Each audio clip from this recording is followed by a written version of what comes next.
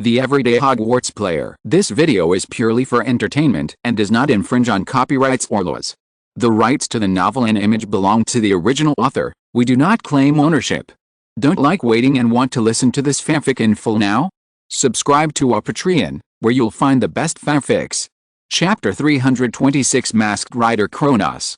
Squeak. The sound of the door opening was particularly obvious in the silent church. Old Hanks drew his wand and pointed it at the church entrance.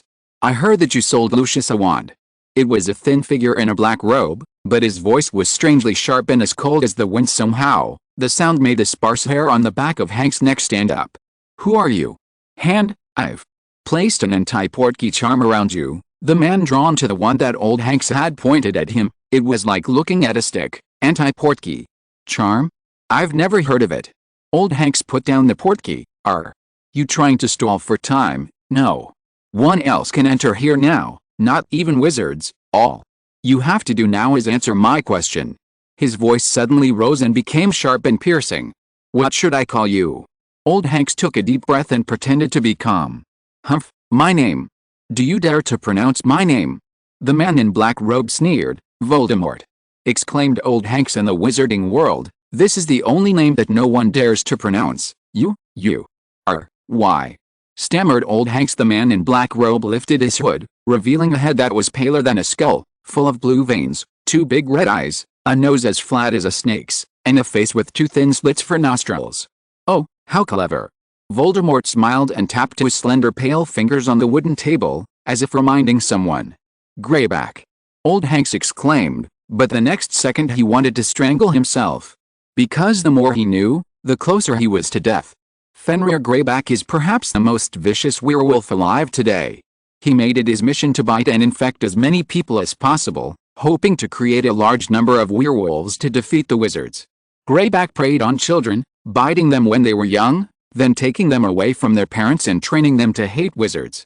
He had shaggy gray hair and beard, pointed yellow teeth, canker sores at the corners of his mouth, and he often emanated a strange smell that was a mixture of dust, sweat, and blood.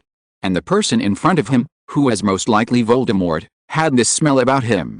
Most importantly, he had met Greyback before, and although the man in front of him had changed a lot, he could still see the shadow of Greyback. You are really smart. This body was given to me by him. It is hard for you to recognize him. After all, this body has been. He can obviously be the same as Quirinus. If it wasn't that guy, it should be the diary. My stupid servants also betrayed me. For a guy whose real age is only 17 years old. Harry Potter, they don't think he is really more powerful than me, Voldemort, the most powerful dark wizard in history. Voldemort walked around the table.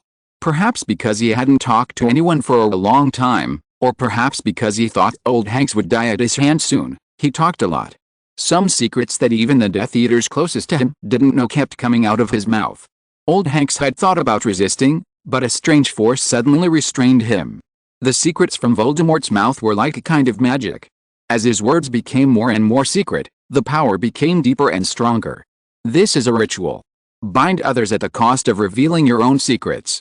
So, maybe Voldemort is really weak. Old Hanks couldn't help thinking. Because he was not even willing to expend the extra magic power to cast a simple spell.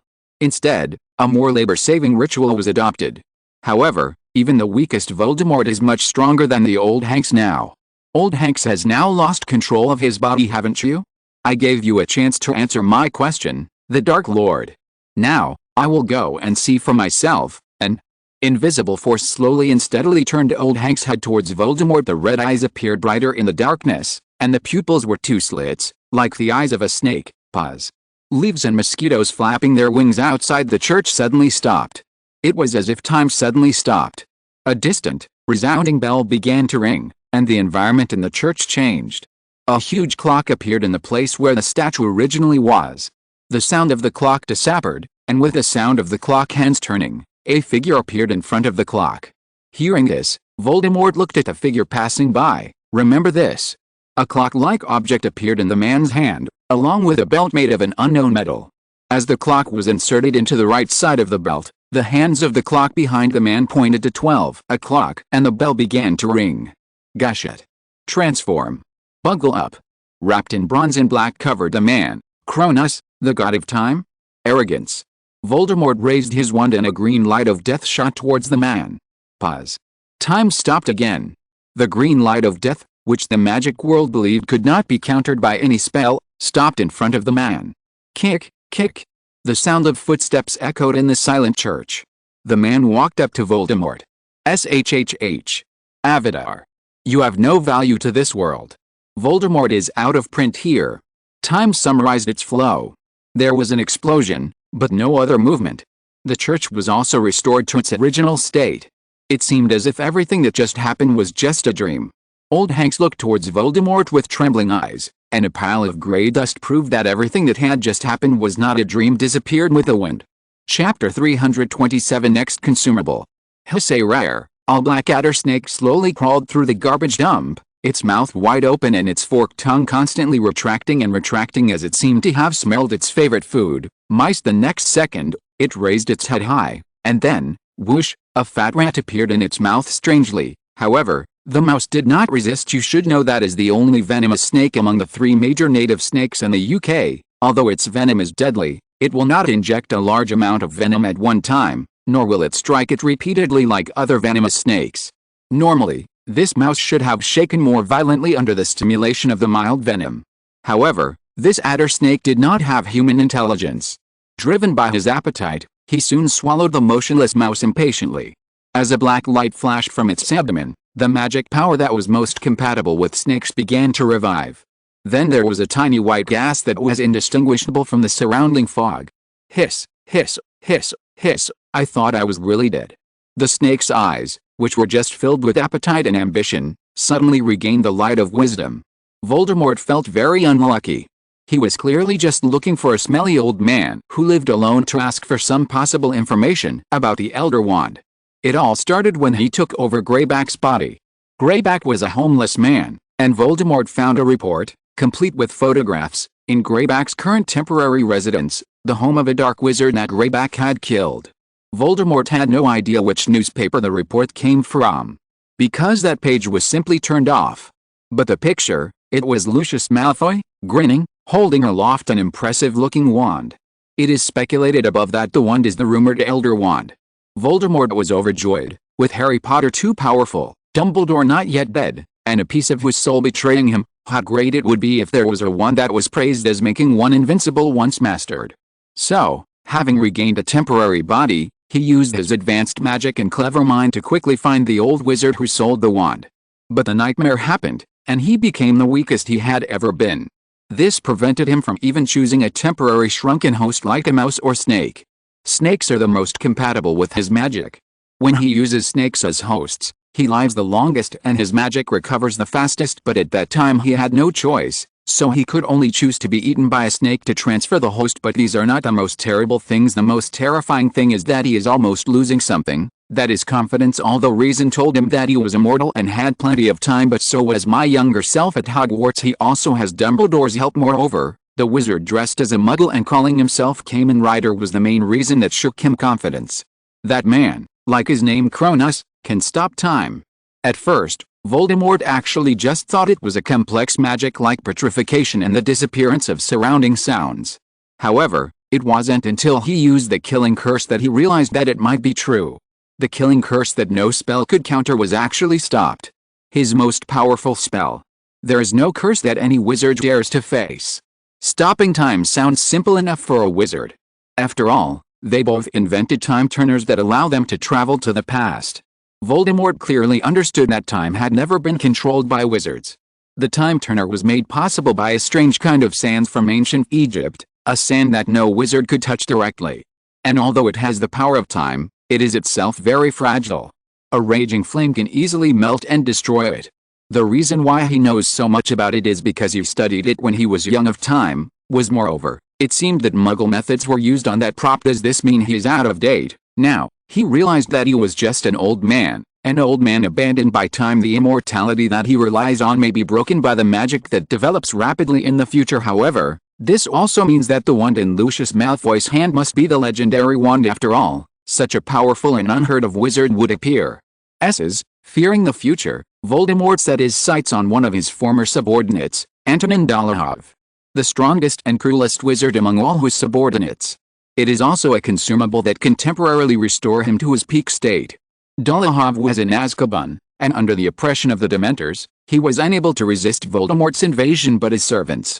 After occupying this isolated island, he could send his confidant Bella to collect materials for his resurrection.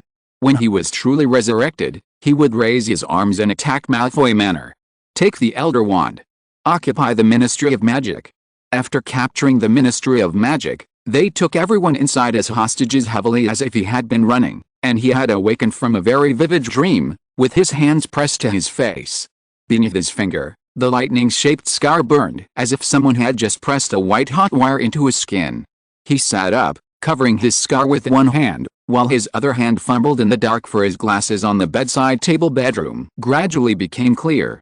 The bright moonlight outside the window shone through the window, casting a hazy silver-white soft light over the bedroom. Harry ran his fingers over the scar again. It still hurt badly. It was the same feeling as when he first saw Voldemort in the Forbidden Forest. After he inexplicably overcame it, he thought he would never experience the feeling again in his life. Harry.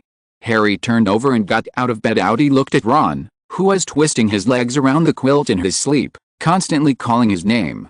What would happen if Rita Skeeter saw this? Harry couldn't help thinking he understood once again why some people would think that the relationship between him and Ron was not normal. The next chapter will be posted later. Chapter 328 Chaos Memory. Ron's sudden mumbling gave Harry a chill. He slowed down his pace and walked towards the empty lounge, where he planned to recall his dream. So, looking at the stars painted on the dome ceiling, Harry fell into memories, recalling the scene in his dream just now. Everything was surreal. There was one person he knew, and two he didn't know. He frowned, concentrated his thoughts, and tried hard to recall. A dim church emerged vaguely in front of him. There was an old man under the statue. An old man with a white beard and an unknown name. He seemed to be related to Lucius Malfoy. There was also a cold, sharp voice. It was Voldemort's voice. Harry felt as if a lump of ice had slid into his stomach when he thought of this fellow. Voldemort had broken into the church, and wanted information about a wand. Then a familiar name appeared, one that Lupin had mentioned before, Greyback. Voldemort wanted to take action directly, then after a majestic voice, a figure appeared out of nowhere, and a huge clock. The newly wizard was dressed like a muggle. Harry closed his eyes tightly, trying hard to recall what the man looked like, but he couldn't. Maybe this was really a dream? Because it was too weird. When that person said transformation, a long paragraph was inserted. Why did I say inserted? Because the next second, he transformed into a weird, sacred armored figure. And that paragraph was clearly spoken for several seconds. Could time still slip away? Then there was a strong but brief pain, and the next second he seemed to have turned into a mouse again, and the next second he was swallowed by a snake. Harry would probably never forget the sticky, dark, and squeezing feeling. Then, the dream changed again. His body became soft, powerful and flexible, sliding across the dark, cold stones among the abandoned garbage heaps. He slid on his belly, close to the ground. The light was dim, but he could see the light of the surrounding objects, some strange, bright colors. He turned into a snake. But the strange thing is that he can actually think the names of Azkaban, Antonin Dolohov, and Draco's father's wand filled his chaotic mind. Then he suddenly woke up. Maybe it was because his scar suddenly hurt? Why did Voldemort regain his physical form? Why did Greyback's name appear in the conversation between Voldemort and the old man? What kind of magic wand is that? Why did even Voldemort want him? Was the mysterious wizard also after that wand? That wand is in Draco's father's hand? Is Voldemort dead again? Why did he want to think of Azkaban? Is Antonin Dolohov the next assistant he seeks, something like Quirrell? If the wand was really in Draco's father's hand, did that mean he was dangerous? Alice, it's getting more and more chaotic. Harry buried his face in his hands, trying to block his view of the lounge, and concentrated on the dimly lit church and the dilapidated dump. However, it was like trying to hold water in his hands. The harder he tried to grasp the details, the faster they slipped through his fingers. All he knew was that Voldemort suddenly took on a physical form, then died, and that he finally targeted Draco's father. "Hello, Harry, are you okay?" Harry's heart trembled and he looked towards the source of the sound. It's Helena. She was suspended in the air, matched with the stars in the dome of the round room, just like the beautiful change mentioned in Ryan's story. Nothing, just a nightmare. Harry didn't tell the truth. He felt that telling Helena would make her think he was a lunatic. Harry didn't really care if others thought that about him, but it would be bad if that person was Helena. At 12 noon, while having lunch in the auditorium, Harry stopped Draco and pulled him over to the Ravenclaw table. Antonin Dolokhov. I know him. He is an enemy of my family. And he stopped Draco as well. Shed tears in the middle of the night. Harry began to tell everything in his dream intermittently Ron. The reason he didn't question that it was just a dream was that Harry didn't know Antonin Dolokhov and had never heard of him, and Harry suddenly said this name, which meant that this dream must be true. Perhaps he is only temporarily resurrected, as if possessing Quirrell. Only stay in the back of Quirrell's head. But in his dreams, he could occupy a wizard's body by himself. I think his skills are slowly recovering. Harry couldn't help but worry. Maybe he drained Quirrell's life force last school year and restored some of his power. But didn't Voldemort die again in your dream? Joked. In his eyes, Voldemort would be quiet for a long time. No, I don't think so. He finally thought of Antonin Dolokhov. Dolokhov is very old. He's still in Azkaban. If Voldemort's plan really took more than 10 years, I think Dolokhov would have been dead by then. So, Draco guessed, and Harry and Ron gasped. Chapter 329 Waiting. Before, when Lupin said that Voldemort was about to be resurrected, Harry and the others thought he was overthinking. Dumbledore has been saying things like this for more than a decade. In their eyes, Voldemort might still be alive, and it would probably be difficult for him to regain his physical form by then. Because there is no second Philosopher's Stone that can revive him. But now, they discovered something. That is, Voldemort may be preparing to use some means to cut off the source of the problem. This must be something to do with Antonin Dolokhov. Draco, is your dad okay? After Voldemort dealt with Dolokhov and Azkaban, he targeted your father. Ron turned and looked at Draco.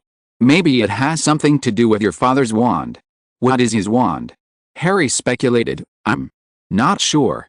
My father inherited his wand from my grandfather. My grandfather had a good relationship with Voldemort. Maybe I want to write a letter to my father.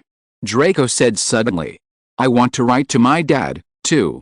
Ron felt the need to remind his dad about Azkaban. Then I'll write to Sirius. He always believes me, no matter how bizarre my words are. Harry continued, then, let's all write letters. The three of them looked at each other. In their eyes, apart from them, perhaps the only one who knew about this matter was the old wizard, the armored man, Voldemort. If they didn't say it, I'm afraid everything would really develop according to Voldemort's plan. That's it. However, Harry forgot that there was someone at Hogwarts who had a closer connection with Voldemort than himself, their defense against the dark arts professor Tom Riddle. At this moment, he was discussing this matter with Dumbledore. According to you, Voldemort died once last night. Dumbledore, who had been careless, suddenly straightened up. Yes, I wanted to find out more through the connection between him and me, and I will tell you later, but he has always been wary of me. If he hadn't died again last night, I probably wouldn't have known that he had found a new body. Riddle sneered in his eyes. The being now known as Voldemort was nothing more than a pile of bones in a grave. He just had to remain patient, like a snake, and wait for his chance to strike. What was even more unbelievable to him was that he actually began to expect that the unlucky guy would be Fudge or Umbridge because they just stepped down and are at the point of desperation. Working with Voldemort for power was consistent with how he viewed them now. A name that Lupin would be pleased to hear, Greyback. Yes, that's him, Dumbledore. And Riddle smiled at each other, and the air was suddenly filled with joy. So, where did Voldemort die? He leaked that information before he died. Dumbledore rubbed his hands together. No. Looking at the direction, it's probably Yorkshire. Riddle shrugged. Okay, but you should have something else to say. Dumbledore was disappointed at first, but then he recovered his spirits. Harry Potter. Riddle raised his eyebrows. You're saying that it's possible that Harry knows more. That's right. He is a Horcrux that Voldemort doesn't know about yet. Voldemort himself doesn't even know about the connection between them, so how can it be blocked? Meant, I'll let that Dobby go find Harry Potter. Riddle's words had just fallen when the house elf Dobby appeared with a crackling sound. Dobby, go find Harry Potter now. Dobby will help Dumbledore catch the mysterious man. Dobby looked in the direction of Dumbledore, his eyes fixed. It was as if Riddle didn't exist. You know Harry Potter, right? Did he ask you to keep an eye on me? Riddle held his chin with his left hand and looked at the strange elf with interest. Nothing to do with Harry Potter. Dobby did it voluntarily. Dobby's big bat-like ears trembled, and he mustered up the courage to look in the direction of Riddle. Okay, Dobby, there's no need to inform Harry yet. You don't need to keep an eye on Tom anymore. He is mine.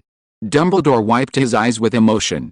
A timid house elf dared to confront Tom, who in his mind was no different from Voldemort, for the sake of his friendship with Harry. Well, I won't assume Potter sent you to spy on me either. It's strange that he trusts me, because Dumbledore trusts me, said Riddle half disgusted and half weirdly. Okay, Dobby, I just want to wait. People he trusts, I think we can wait. Well, okay, I'll send you to inform Harry later if there is really a need. Dumbledore said helplessly. At the last word, Dobby bowed comically and disappeared. Is he really a house elf? Riddle couldn't help but ask after Dobby disappeared. Because not only his behavior, he dared to resist the orders of his master, Dumbledore, but even his dress was completely different from that of ordinary house elves. The house elf, named Dobby, wore a teapot coziness on his head with a bunch of colorful badges pinned to it, a horseshoe pattern tie on his bare chest, and something like children's football shorts on his lower body, with 2 identical socks on his feet. It's really weird. It's really weird to open the door for weirdness. Well, I think I might add one more point, he also wants a salary. Dumbledore winked at Riddle. Malfoy appeared. Riddle shook his head and sighed. I suppose this is all due to... Riddle interrupted Dumbledore before he could finish, right. I knew you always blamed everything on love. If I were to put it this way, Harry Potter has a certain temperament because of his superb talent in white magic, coupled with his mother's spell. Even if you say so, temperament comes from the inside out. The real reason is that Harry's a kind child. Dumbledore retorted. I don't think so. So, the topic of love once again filled the room. The portraits of the principal on the wall all had their eyes closed, obviously not surprised at all recently. The second chapter of the day will probably be posted later. Chapter 330 Dumbledore's Surprise. It's outrageous, really outrageous. Dumbledore could never have imagined that all this was caused by this fancy wand in front of him. He touched the old wand in his robes and couldn't help but smile oddly. So, Voldemort did this because of this report. Dumbledore almost felt like he was dreaming. Yes, I thought of it when I got Ron's letter, the Quibbler. The content inside is very imaginative. And my neighbor Xenophilius Lovergate is his editor. That's why I have the habit of looking at it often, Arthur Weasley said hastily. He and Lucius Malfoy had rushed over after receiving the letter, instead of writing back to their son. What is this wand? Arthur Weasley looked at Dumbledore. I bought it in Nocturne Alley. If something happens to Draco. Lucius Malfoy stared at the wand called the Elderberry, the Extraordinary Guide, viciously, as if he wanted to swallow it. It can be said that Lucius Malfoy now hates it as much as he loved it in the past. Take this, and when you press it I will know you are in danger. Dumbledore pondered for a moment, pulled out his wand and waved it, and a ballpoint pen with a black ceramic shell flew into Lucius Malfoy's hand. The elder Malfoy tucked it carefully into his arms. What is this? Arthur Weasley asked curiously. Its core is made from fox's tail feathers. It's a one-time item. I can feel it if I press it. The magic of the phoenix is the freest magic. Dumbledore exclaimed. Old Malfoy protected the pen even more carefully, fearing that he would accidentally press the pen cap reason. It seems the mystery of why Fox often enters Nirvana has been solved. Weasley, who was watching clearly from the side, looked at his nose with his eyes and his heart with his nose, as if he knew nothing. But is our next focus Azkaban? According to Harry, he seems to have dealt with Azkaban first and then targeted our family. Old Malfoy understood, even though he had the prop given by Dumbledore. But what if Dumbledore arrives a step too late and his own team is reduced in number? However, if the first step of Voldemort's rise was cut off, then their family might be safe. Don't worry about that, Arthur. You have done everything I asked you to do. Dumbledore looked at Arthur Weasley. Yes, I have passed the decree. From now on, except for serious criminals like Death Eaters, all others will be imprinted on an isolated island in Ireland. Arthur Weasley said quickly. You to bring this wand, and specifically told you to hold it in your hand with great fanfare when you come. The hint is, don't you think there's someone missing here? Dumbledore looked at old Malfoy. Let me think, is it serious? Dumbledore agreed. I see. I'm afraid there's one more thing I need to do. Leave this wand with you. You also need to show suppressed dissatisfaction when you leave, and you have nothing in your hands," said old Malfoy with a smile. "Why? Don't I understand?" Arthur Weasley couldn't help scratching his bald head. "I knew you wouldn't understand, Arthur." Old Malfoy laughed triumphantly. "Weasley." Lucius Malfoy cleared his throat and said in a reserved manner, "No one outside knows about Sirius's acquisition of the Daily Prophet. I think you want to know who to believe through the Daily Prophet, that the Elder Wand is in your hands. This way, our home is safe too. Sirius may have been sent by you to do this since he didn't arrive," Lucius Malfoy said confidently. "That's what I said. How could Sirius not be anxious about Harry's affairs? When we arrived, he was nowhere to be seen." Arthur Weasley suddenly realized. "Well, the Daily Prophet will also leave more newspapers in Yorkshire without leaving any trace. You may find them in the garbage dump of the Muggle world." Dumbledore smiled slightly. "So the mysterious man is in Yorkshire," Arthur Weasley and Lucius Malfoy said at the same time. "To be more precise, it should be Rotherham. Through the information in Lucius and Harry's letters, we confirmed the wizard who sold this alchemical tool and where he is. The oldest building there, Rotherham Cathedral, is where Voldemort died again. And since Voldemort survived, he should be nearby, or in the garbage dump in Rotherham." As a snake, Dumbledore stood up and looked in the direction of Yorkshire. "Then do we want it? I can send an Auror there." The two people on the side quickly said. "No need. Voldemort in this state will be impossible to catch. Besides, there is a very dangerous wizard there." Neither Ron nor Draco's letters mentioned the wizard's appearance or name, because Harry didn't dream about it at the time. Dumbledore's eyes became sharp. Myths and legends are part of wizard magic. Wizards borrowed the illusions from these stories, modified them, and created spells one after another. However, not all myths can be quoted. Only the names of dead gods and their stories may be quoted. As for those stories in which it is clear that they are not dead, or it is unknown whether they are still dead, they were either cleansed on a large scale by the wizards of the time using the forgetfulness spell. Beacon. This can subject you to strange curses, the blood curse being one of them. And Cronus, the god of time, is undoubtedly a dead name. The creation of the Time Turner also borrowed some of his power. However, not long after learning this name from Harry's letter, Dumbledore was surprised to find that the power behind this name came alive. The American wizard who landed on the moon, the resurrected gods, and the escaped Voldemort, everything surprised Dumbledore. Yes, surprise. He now felt as if he were alive again. If you're listening to this novel on a channel other than Fanfic World, it means they downloaded and uploaded it without effort. We cordially invite you to visit our channel, Mundo Fanfic Novelis. There you'll find the original version of this story, and you can explore many other novels of various genres. We're waiting for you to immerse yourself in a world of incredible novels. Chapter 331, Dumbledore's Unprecedented Power. Chapter 331, Dumbledore's Unprecedented Power. Dumbledore is not a guy who is eager to create chaos in the world, but now, he suddenly discovered something. Now may be the time when he has the greatest influence. The old nobles who claim to be purebloods and the stubborn Ministry of Magic, their power is now in the hands of Dumbledore. The entire British wizarding world, he holds the greatest power in his hands, but he doesn't have to worry about changing for the better and making the same mistakes he made in his youth, because some American wizards who have landed on the moon, as well as wizards who have resurrected the god or inherited his name, hang high above his head as the sort of duskmoas for Voldemort, who might have brought casualties to the wizarding world. He turned his minions into his own people. Greyback and Anton and Dolohov were both villains that he was unwilling to give another chance. Arthur has already moved all the innocent people who might be affected, in his eyes, out of the battlefield, as Kibon. Now, what else does he have to be afraid of? Even 100 years after he passed away, the immortal twins, Tom Riddle and Harry Potter, would inherit his name, to forever guard the land he loves. Even if they become corrupt over the years, Hogwarts is a paradise that will never be touched by them. So we need to seal up Greek mythology and related spells again. Lucius Malfoy reacted immediately. As purebloods with a long history, they knew that those gods were not fictional and that modern wizards could not compare to them. In ancient Greek mythology, he is the first cause, the origin of everything in the universe. It was he who created Cronus, who created ether and chaos, and who made a cosmic egg within the infinite ether. The egg contains the past, present and future of the entire universe. And Greek mythology was born. If he is resurrected, then what about the other gods? Then do we need a time turner too? Arthur Weasley said immediately. No, it's just the name that's alive, and no wizard has developed a spell using his name yet. Only the Time Turner needs to be sealed. Dumbledore thought for a moment and finally said, Okay, I'll arrange everything when I get back. Arthur Weasley said seriously. Why hasn't Dad replied yet?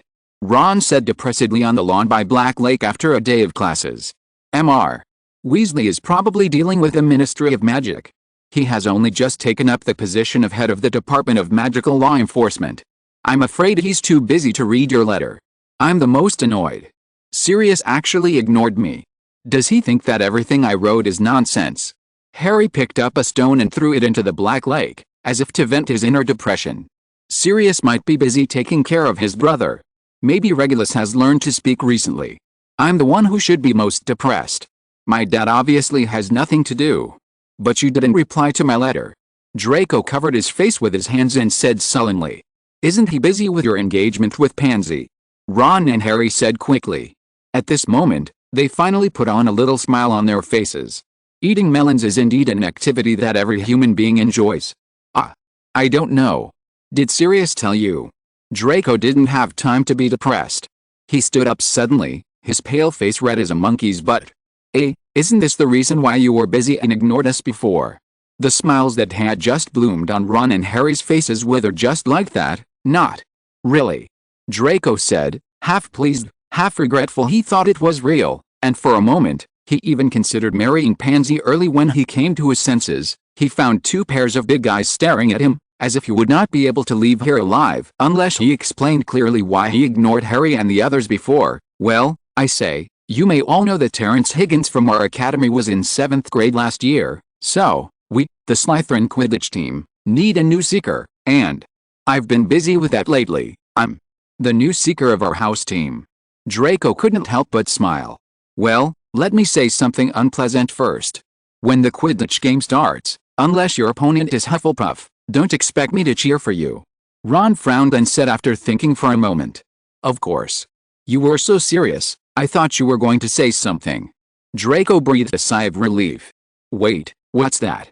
Ron and Draco also looked in the direction Harry pointed. It was a majestic bird. Its eyes, beak and feet are light yellow, the feathers on its head, neck and tail are white, and the feathers on the rest of its body are dark brown, making it very majestic and beautiful. It's a letter. Ron pointed to the bird's leg where a letter was tied. This is a bald eagle, the national bird of the United States. I heard that there is a branch of the Potter family in the United States. Could it be that they sent it here? Draco looked at the bird in amazement. How did you know that? Ron frowned, noting that Draco was talking about America, not the American wizarding world.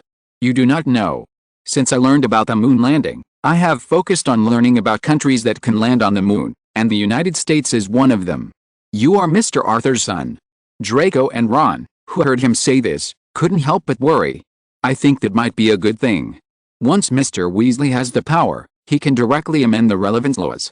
He doesn't have to rely on the backdoors he left behind as before, Harry advised. At the same time, the sea eagle landed next to Harry and stretched out its right leg with a letter tied to it towards him. Is this really the Potter from the American wizarding world? Ron craned his neck curiously. It's serious. When did I buy a new messenger? Harry opened the letter happily. The sea eagle bit Harry's hair with its beak and flew away like a whirlwind. Dear Harry, Arthur, Lucius, and I told Dumbledore everything about your dream. Dumbledore will take care of this matter, you don't have to worry. Tell Ron and Draco that they don't have to wait for a reply. Arthur and Lucius were both busy dealing with this matter. Love you, Sirius. Chapter 332 Harry Lose. Chapter 332 Harry Lose. October came, and a damp chill settled over the grounds and seeped into the castle. A sudden cold epidemic broke out among the faculty and students, leaving head nurse Madame Pomfrey in a state of panic. Her pick-me-up potion has an immediate effect, but those who drink it will have smoke coming out of their ears for several hours. Ginny enjoyed such treatment. Because Harry never left the common room, Ginny also learned to be a Ravenclaw-style autistic. She never left the common room except for going to and from getting out of class. So, when a cold wave hits, forget to hide thick clothes under your robe. So, after a herbology class, Ginny successfully won the prize and caught a cold. Feeling guilty, Ron asked Madame Pomfrey for a large bottle of refreshing potion. Ginny hadn't wanted to drink. But under Harry's gaze and Ron's coercion, she had no choice but to drink it. As a result, puffs of steam came out from under her bright hair, and her whole head looked like it was on fire. Ginny was so resentful of this incident that she didn't speak to Ron for several days. When she saw Harry, she returned to the stage where she would blush whenever she saw him. However, Harry and the others didn't care about this. For days the rain, as big as bullets, pelted the castle windows, the lake rose, the flower beds became a muddy mess, and Hagrid's pumpkin swelled to the size of his shed. So this also means that Quidditch training will have to be put on hold. The same goes for Slytherins and Hufflepuffs. After all, no one has a devilish captain like Oliver Wood like Gryffindor. So, Harry, Ron, Draco and the others had time to talk about the follow-up of the dream in a corner of the Ravenclaw common room. However, this also caused Draco's hairline to move back a lot. Because, if young wizards from other colleges want to enter Ravenclaw's common room, there's only one way: to answer the questions asked by the Eaglehead who comes to the door independently. What information have you gathered? Harry said after clearing his throat. I know how Voldemort knew about Malfoy's father's wand, and why he was interested in it. Ron raised his hand. After looking around proudly and seeing that no one was approaching, however, I ignored the strange smile on Draco's face. He continued, you all know that Ginny has refused to talk to me recently. So I wanted to get Ginny to forgive me through Luna. What I didn't expect was that Luna actually asked me about the Elder Wand. He knew that Draco and I were friends. Then I found the Quiddler, and there was a picture of Draco's dad grinning with a wand that looked really powerful. I've read it several times, and it has nothing to do with your dad licking his tongue unconsciously. Ron stammered and took out the report. I think you haven't been collecting information recently, but have been focusing all your attention on Ginny. Looking at Ron's surprised expression, Draco confirmed his thoughts. This picture and this report have been published in the Daily Prophet. Draco took out a newspaper, which was the Daily Prophet. Wand when he arrived, and mysteriously disappearing when he left. My dad was obviously very unhappy. That Elder Wand isn't that powerful, at least my father didn't have the confidence to defeat Voldemort even with it. So, after he received my letter, he had no choice but to hand it over to Dumbledore, and he even deliberately asked Rita Skeeter to take a photo of it and send it out, Draco lamented. Ahem, you all know that the Wheel-Eyes care about their family the most. Ron rubbed the back of his head embarrassingly. At that moment, Harry suddenly became a little worried that Ron would be as bald as Mr. Weasley. Harry, what are you thinking about? Ron shook Harry, and the bald Mr. Weasley in Harry's eyes suddenly turned into Ron. Only then did he remember that he was still in the lounge, discussing the previous dream and the news related to it with Ron and the others. Nothing. I just thought of one thing. The British wizarding world has established a new prison called the Cage to hold criminals who do not need to spend their entire lives in Azkaban. Criminals. When he entered Azkaban, Harry said in one breath. He only realized now that he was such a good liar. So much so that Ron and even Draco believed what he had just said. This is also in the Daily Prophet. Draco couldn't help feeling a little disappointed. What else? We're all students, and we're all at Hogwarts. To my letter, I think Harry and I have done a pretty good job. Ron spread his hands to show that he had done his best. I think what Sirius said is right. Confused. Let's talk about something interesting, Draco said suddenly. He was actually a little angry that Ron chose to fire at him to cover up his own lack of focus on the mission. However, if it was meant they would start arguing and attract attention from other students in the common room, Draco would rather break up the situation. Well, I think the name of the new prison must have been chosen by my father. He is not good at this either. Just like my house is called the Burrow, Ron said after looking at Draco gratefully. Ryan, he's been moving back and forth between Hermione and Luna lately. Fortunately, he is hard to be noticed, otherwise my pansy might change her mind. Draco said thankfully. That night, for some unknown reason, Myrtle broke into the Ravenclaw Tower and touched Harry while he was taking a bath. Chapter 333 Rumors. In this dreary rainy season, something happened that drove away the depression in the hearts of all the students at Hogwarts. That is, Myrtle regained the colors she had when she was alive. Except that her identity as a ghost could be seen from her transparent body, she was no different from a living person. She also broke into the Ravenclaw boys' dormitory. It is said that she can now still touch real objects like a living person.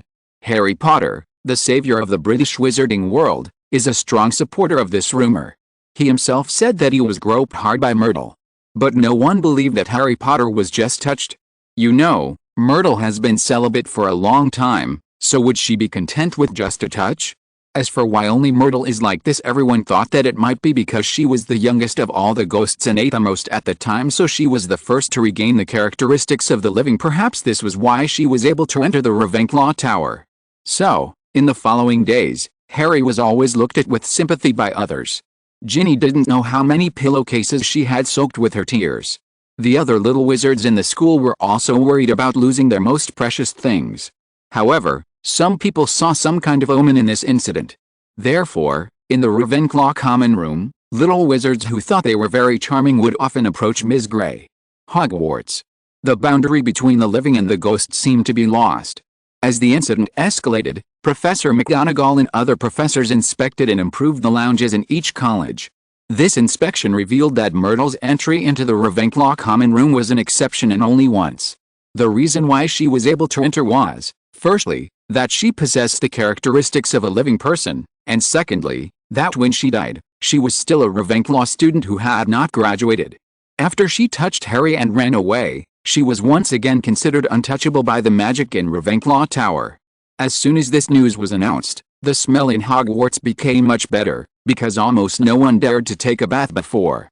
However, some people said that he saw disappointment on the faces of Slytherin students Crabbe and Goyle. The fact that they dared to take a shower when they didn't know if Myrtle would still be able to break into the bedroom was also strong evidence. Then, slowly, time came to Halloween, which was also the 500th anniversary of nearly headless Nick's death. The auditorium was already decorated with live bats, as usual. The huge pumpkins that Hagrid had grown were carved into lanterns, large enough for 3 people to sit inside. Everyone had a warm smile on their faces, ready to celebrate Halloween. Harry, why haven't we gone to the Great Hall yet? I want to see what the Great Hall looks like first. You know, we have to attend Nick's Death Day dinner. Ron circled. Harry frowned. But the thought of seeing Helena again made him heart lively again. It's all because of those damn guys that Helena rarely goes back to Ravenclaw's tower. But that was just as well, since she would not have attended an event like the Death Day dinner that was filled with ghosts.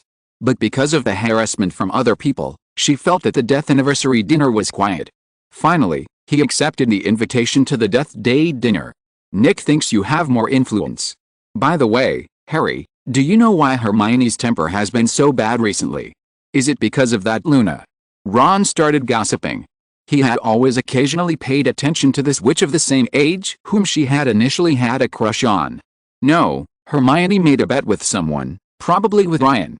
The bet is whether the Death Day dinner will be held in a spare classroom in the basement as usual, or in the auditorium. And Hermione chose the Great Hall, Harry recalled. Oh, if I had Ryan's face, I would definitely be the next Lockhart. The kind that hasn't been sent to prison. But God also gave him a curse, he is easily overlooked. If I were cursed like this, I would go crazy. Sighed Ron, who loved being the center of attention. I almost didn't notice. Hermione's choice is outrageous. How could it be held in the Great Hall? You know, it is said that ghosts other than those from Hogwarts will attend the Death Day dinner. Ron said after he came out of his half-envious and half-sympathetic state of mind. Ron, Hermione would have one. But the Myrtle incident caused Professor McGonagall to veto the original plan to hold Nick's death anniversary in the Great Hall. It is said that Dumbledore is still very disappointed. For this purpose, he plans to invite a skeleton dance troupe to the auditorium to entertain everyone. Harry revealed his mask of pain. He couldn't stop thinking about the cold hand that touched him. No, and Ginny. I heard from Luna that Ginny has recently been trying out a spell from the Quibbler that is said to be able to kill ghosts. But, Harry, were you really just grouped? You can tell me in secret, I'm your best friend. Ron's face was full of doubt. Shut up. Ron. I was just grouped. Harry exclaimed. This voice made many Ravenclaw students who consciously distanced themselves from them turning their heads.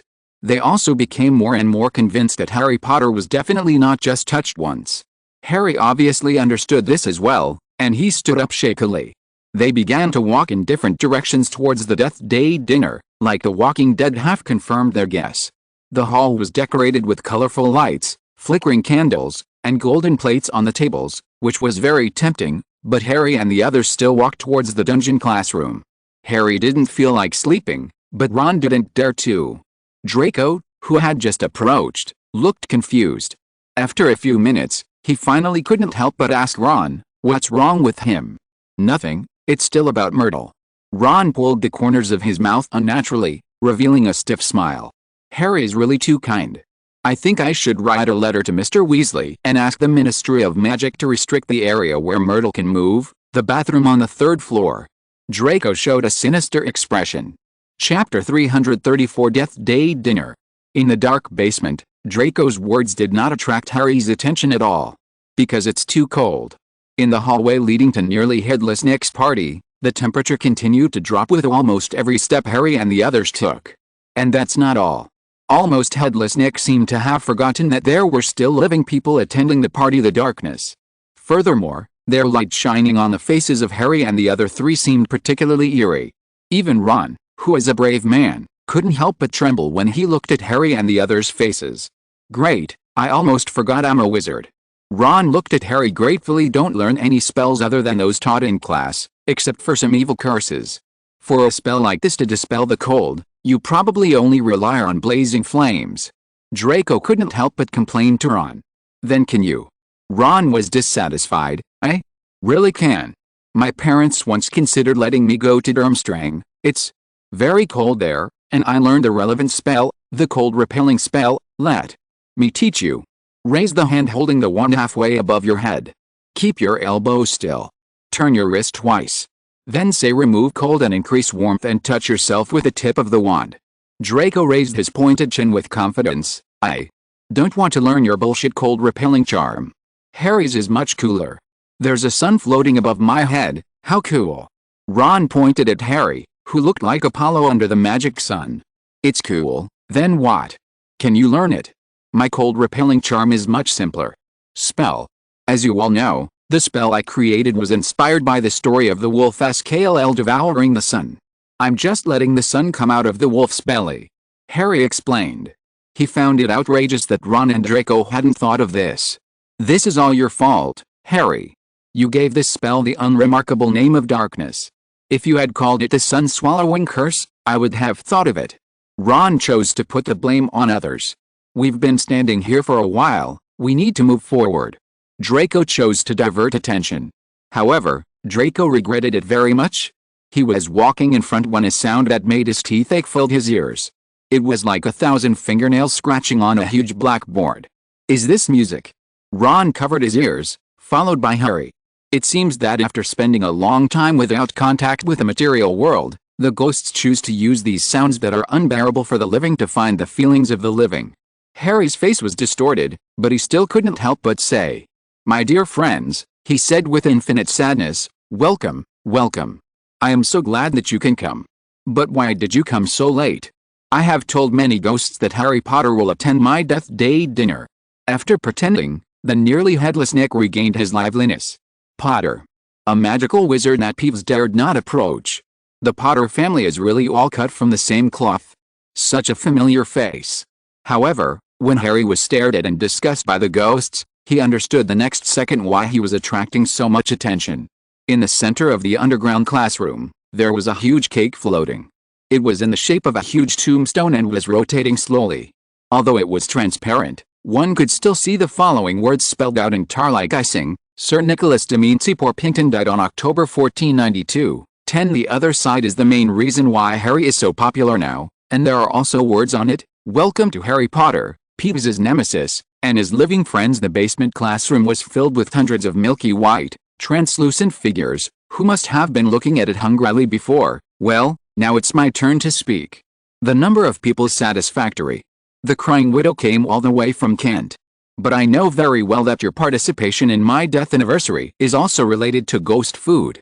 I'm sure you have noticed that some of us have some color of living people. In fact, there are more obvious ones, but she offended my friend, Harry Potter, perhaps. You will wonder why I put Harry Potter's name on my death anniversary cake.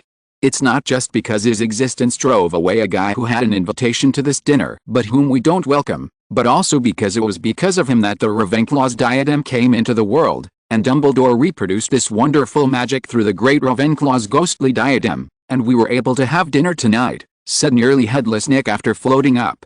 Finally, he waved his hand, and the band on the stage covered with the black cloth began to waltz with a terrible, trembling sound of 30 musical saws. "Why haven't they started eating yet?" Ron, the eater, asked curiously. Meanwhile, Ron was looking around the room, hoping to see some opaque food. "The headless hunters haven't arrived yet. I think Nick must be waiting for them." Harry shrugged. "But why? I see the other ghosts aren't paying attention to dancing at all, they're all drooling over the cake." Draco asked curiously. What he couldn't understand most was why the other ghosts were so cooperative. "You do not know. By the way, this is what happened at your Slytherin table." Nick wanted to join the Headless Hunter team, but because he wasn't completely chopped off, he was rejected. Nick must be trying to humiliate them this time with this ghost food. "You know, because the head is broken, food will leak out when you eat." Harry was confused at first, but then he suddenly realized. "I understand. The reason why these ghosts are willing to cooperate is probably related to ghost food." Draco agreed. Chapter 335 disappointed Harry. The time was 6:30, and the dungeons of Hogwarts were filled with hundreds of milky, translucent figures, most of whom were wandering around the overcrowded dance floor. A small number of ghosts chose to surround the cake, and occasionally stretched out their noses to sniff. And the same thing happened to Ron, who was trying to smell the food. "Why is there nothing to eat?" Ron touched his rumbling stomach in dissatisfaction. "You still don't understand. From the pattern of candles on the road, the style of music, and the fact that Nick didn't even remind us to wear more clothes, it can be seen that he didn't think about preparing anything for the living people who come to this party." Draco showed a sarcastic look on his face and pointed his right hand at the chandelier above their heads, which used the same small black candles in the aisle before. "However, there are more than 1,000 of them." The blue light was not released invisible to Harry and the others. And the sun, which Harry used for warmth and light, had long since disappeared. Harry did this to save Nick's face. Nearly headless Nick is indeed a Gryffindor, so careless. "Harry, in my opinion you shouldn't have cancelled the magic sun just now. Let him realize his mistake himself," Draco said, with clouds of mist coming out as his mouth opened and closed. Apparently, in the basement, where there were so many ghosts, it was colder than in the corridor just now. "Forget it, Nick didn't mean it, and we were a little late, so we kept them all waiting. And our names are on Nick's cake." Harry also replied with mist in his mouth. Draco and Ron on the side showed dissatisfied expressions. But none of them said anything else, as Harry's opinion was the most important to them. Being cold and hungry is nothing, and attending a ghost's dinner is a rare opportunity. The reason they exploded was actually because they were worried that Harry was being wronged. So they began to walk slowly around the edge of the dance floor so as not to accidentally walk through the ghost's body. This would also help them move their bodies and not get too cold. Harry and his friends passed a group of unhappy nuns, a ragged man in chains, and a fat monk. A Hufflepuff ghost, cheerful, was chatting with a knight with an arrow stuck in his forehead. Harry also saw the Bloody Baron, which was what he expected. The Bloody Baron is the ghost of Slytherin. He is skinny, has staring eyes, and his body is covered with silver blood. The other ghosts are making room for him. But for some reason, Harry never saw any trace of Helena. Did Nick say she would come? "Nick, isn't Ms. Grey here?" Harry walked towards Nick, who was still floating high in the air, and looked at the walls around him. Nick was mumbling something with excitement on his face. When Harry approached, he could hear words like, "Who told you to reject me? Let me show you how you eat it." And Harry's approach obviously started Nick, and his head almost fell off his neck. "Oh, it's you, Harry. Is it fun?" Before Harry could answer, he laughed exaggeratedly. "It's very interesting. Other ghosts don't have so many ghosts participating in the death anniversary. Disappointment, is this what it means to be destined to be together? Maybe he should just spend more time with Ginny." He shouldn't have learned from Ron, who was standing behind Harry, obviously had no idea what Harry was thinking. Otherwise, he would have surely drawn his wand and pointed it at Harry, casting the most vicious curse he thought hot. "Yeah, after the Headless Hunters make a fool of themselves, Nick will probably be so happy that he won't even notice that we're gone. Just like he doesn't pay attention to the needs of us living guests." Draco followed up. "Okay." Harry reluctantly. Ron's advice was good, and Draco's words were harsh but true. What's more, the purpose of his visit, Helena, was not here. After a few minutes, Harry and the others were so cold that they couldn't help but cast the anti-frost charm they had just learned from Draco on themselves. Just when Ron couldn't help but suggest leaving early again, a clear and long horse neighing sound suddenly sounded, and 12 ghost horses suddenly rushed out from the wall of the underground classroom, each with a headless rider on it. Good, quiet. Our friends are here, my late lords, ladies and gentlemen, let's eat. Nick said happily in a voice that was almost a roar. Thunderous applause immediately broke out all around. The 12 ghost horses ran to the center of the dance floor, stopped suddenly, first stood up on their hind legs, and then kicked up their hind hooves to charge forward. On the foremost horse was a large ghost, with his bearded head tucked under his arm, blowing a horn. He jumped off his horse and held his head high in the air so that he could look down at the group. He had a look of surprise on his face, as if he had never encountered a situation where other ghosts did not applaud him. His unique skill has attracted the attention of countless ghosts. But now, the arrival of him and his teammates is like air. But the next second, he understood. The transparent dining table next to the dance floor, which was suspended in midair, was now filled with ghosts. Even the area around the Bloody Barrow was crowded with ghosts. They were so focused on enjoying the food that they didn't even look at the hunters. Nick, this is Dumbledore's masterpiece. I never thought I'd get to see this day. He strode towards the nearly headless Nick, shoving his head carelessly onto his neck. There is no doubt that he should be Sir Patrick Delaney Podmore of the Headless Hunter. He was also a nobleman during his lifetime and was a thorn in Nick's side. Ah, Patrick, aren't you going to eat? What's wrong? Are you not used to such a quiet environment? Nick said sarcastically in a stiff tone. He thought Patrick would mock him for not being able to join the Headless Hunter team. Or prepare to perform at center stage, attracting guests whose attention is completely taken up by the food. Dumbledore is indeed remarkable. Patrick emphasized Dumbledore's name. Okay, now that the host has spoken, guys, let's eat. At his command, they dismounted and floated towards the dining table. Nick on the side was shaking with anger. What was more terrifying than the ridicule was the indifference. He would rather Patrick mocked him at this moment than looking calm and composed. Tashi Umasilk, drops, long Shianxiu, 160,710,193,455,856 for their monthly tickets, and other classmates for their recommendations and subscriptions. Chapter 336 Nick's Mistake. Suddenly felt that Nick's thoughts tonight might break through. The ghost named Patrick Delaney Podmore was obviously a level higher than Nick. Although Nick obviously didn't just target the Headless Hunters' necks. He first set up the stage, and then waited for the Headless Hunters to arrive before starting dinner. According to Nick's idea, the Headless Hunter team should go straight to the stage and let them experience the feeling of having the limelight snatched away by Nick himself. Then there were the Headless Hunters, who were much sought after by ghosts, boasting of being famous and performing on stage in an attempt to attract the attention of the guests. Ghosts who have never come into contact with food since death will obviously not be attracted. This was the second slap in the face Nick had prepared for them. In the end, it is probably to cancel their broken necks and not be able to eat. These preparations seem to be very thorough. Even if reality does not develop exactly as Nick prepared, the hunters still have to eat. And these are all juicy dishes that Nick specially prepared. This is why Nick still looks so confident.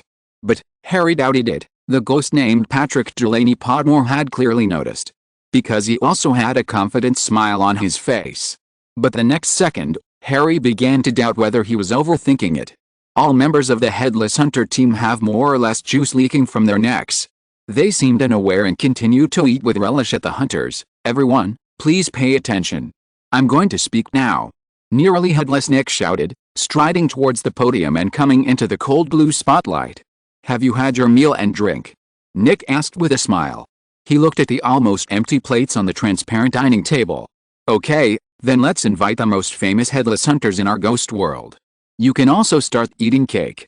Oops, how come I forgot about your head and neck? Nick covered his mouth exaggeratedly and said pretentiously. What he wanted more was that Patrick's face was filled with undisguised anger. A loud whistle, and the ghost horses scurried over to him and his team. Are you dirty? Do you want me to help you? I'm not a stingy person, even though you have repeatedly refused me to join your team. Nick pretended to be concerned.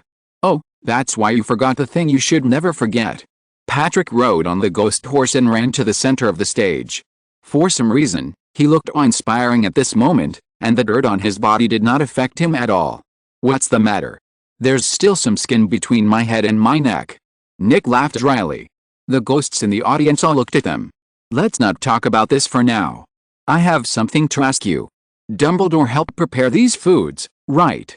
Patrick changed the subject. It's for the anniversary of my death, Nick emphasized. No, it's for us, the guests attending your death anniversary. And you, on the other hand, have been deliberately stalling for time, everyone starving and insisting on waiting for us to eat. Nick froze when I heard that. He could lie and say that he wanted to wait until he was gathered before starting the party. But Nick is not that kind of person. Apparently Patrick knew it too. Look at this cake. You know there are living people attending your party, right? It's still Harry Potter, the Harry Potter who allows us to eat. You understand what you should never forget. Nick's face turned pale, and he understood subconsciously. The ghosts in the audience also started discussing and pointing fingers at Nick. Look at the light. And the temperature. Does Harry Potter and his friends have anything to eat? Patrick pressed on. We're not hungry, said Ron loudly, as his stomach grew. Not hungry? Patrick tried to continue but Nick interrupted him. Enough. I did come here to take revenge on you. Revenge for not letting me join the Headless Hunters. So much so that I forgot the real purpose of this dinner, to make everyone happy. Still have living friends who are going to attend the dinner. You know, they gave up the lively Halloween dinner, sumptuous food, living friends, and the famous skeleton band for me. And I forgot everything you needed. Almost headless Nick said in a low voice, looking at the guests in the audience with shame. You know, you mentioned us on the cake, Harry said quickly. Okay. I was wrong too, hey. Nick, I didn't mean that I didn't let you join our Headless Hunter team. I mean I shouldn't upstage you at your party. Patrick took his head off and made a face. The ghosts in the audience immediately applauded, even Bloody Baron twitched a few times. Thank you for giving me dinner. Finally, I want to say sorry to everyone. Nick's voice became less and less distinct as he followed Harry and the others out of the room. Good, nearly headless Nick realized his mistake. I hope there's some food left when I get up there. Ron said with hope in his eyes. Ron, I don't think you need to worry about that. No, I think they should have lost some weight a long time ago. It would be nice to lose weight like that, Dudley, Draco teased. Why? Did you mention Dudley? Said Ron glumly. Broomstick to become the new goalkeeper. Draco said lightly. Chapter 337, Dudley the goalkeeper. Dudley Dursley is Harry's cousin. He became a much better person after becoming a wizard. Furthermore, Dudley, who was a poor student in the Muggle world, actually had pretty good grades. However, there was one subject where Dudley remained the same as he was in the Muggle world, that was flying class. He is a rare wizard who cannot use a broomstick. Not only will it be useless, but it will also apply extra downward force to the broom during flight, which may damage the broom. This situation remains the same until this semester. Madam Hooch didn't dare let Dudley continue to try to fly. But now, Harry and the others heard something. Dudley had become the goalkeeper. The goalkeeper also needs to fly. How is that possible? Ron stopped abruptly and turned to look at Draco. Yes, even if he can control that strange magic, it will definitely consume a lot of broomsticks. He's only touched a broom twice in flying lessons, and he doesn't have any extra galleons to buy a broom. Harry also stopped. It's Diggory from Hufflepuff, a fourth year. He can make a simple flying broom, so repairing it is no problem for him. I don't know how he noticed Dudley. Is Dudley still behaving like that? Ron discovered the blind spot. It was Lodge, the Hufflepuff captain and seeker, a seventh year. He kept Dudley the way he was. But you all know our Slytherin style. Our captain Marcus Flint discovered this secret when he sent someone to inquire about the news. Draco shrugged. Inquiring? I think it's peeping. Ron frowned. Where's that Diggory? I haven't seen him on the Hufflepuff Quidditch team. Harry became curious about the person who discovered Dudley. He felt that perhaps this person really just meant well. Draco always tends to think the worst of people. I almost forgot to mention that Diggory is Hufflepuff's new seeker. His position in the team is like Roger's back then. He's equivalent to the captain of the team. Perhaps it was because of your case, Harry, and the fact that Diggory discovered Dudley, that Diggory became a seeker ahead of time. It is said that according to our Slytherin team's analysis, Diggory should become the seeker and captain next year, which is in his fifth year. Launchie just graduated at that time, Draco explained. Then, Harry and the others ran to the auditorium on the first floor. Only then did they remember that they were still hungry. However, they were delayed on the road for some time. By the time they arrived, the party was over. Fortunately, as Draco said, Crabbe and Goyle packed a lot of extra food, so they didn't go. In the following days, Harry, who was caught up in the scandal, had only studied to pass the time.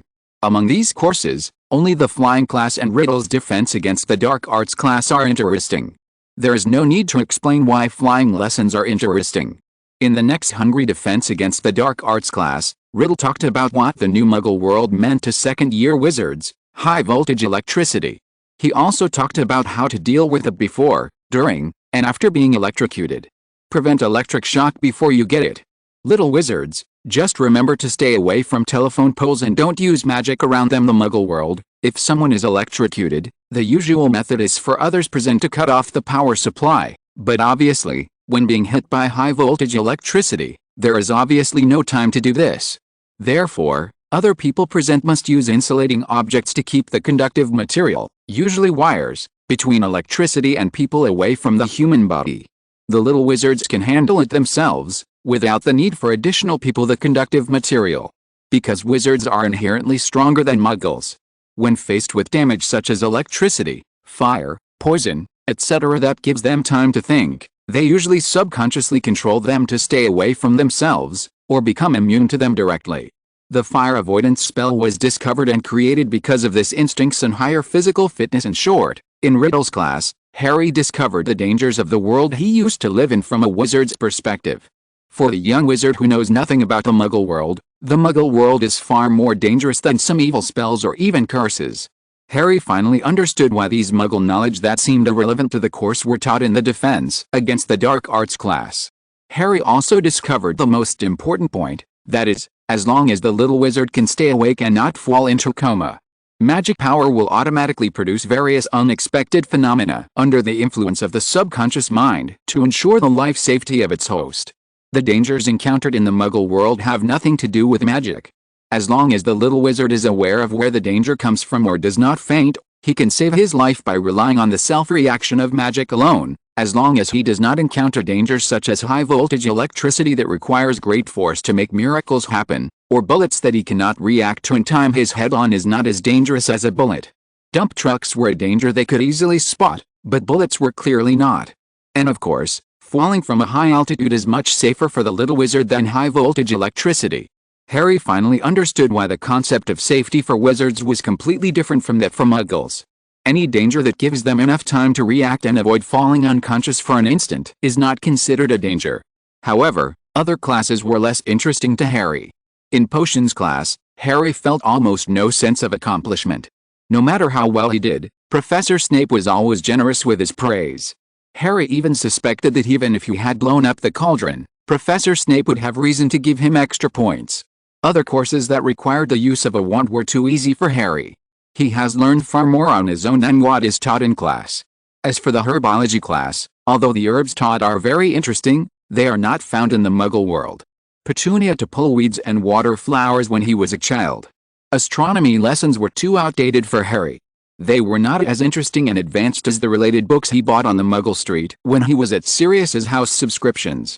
If you're listening to this novel on a channel other than Fanfic World, it means they downloaded and uploaded it without effort.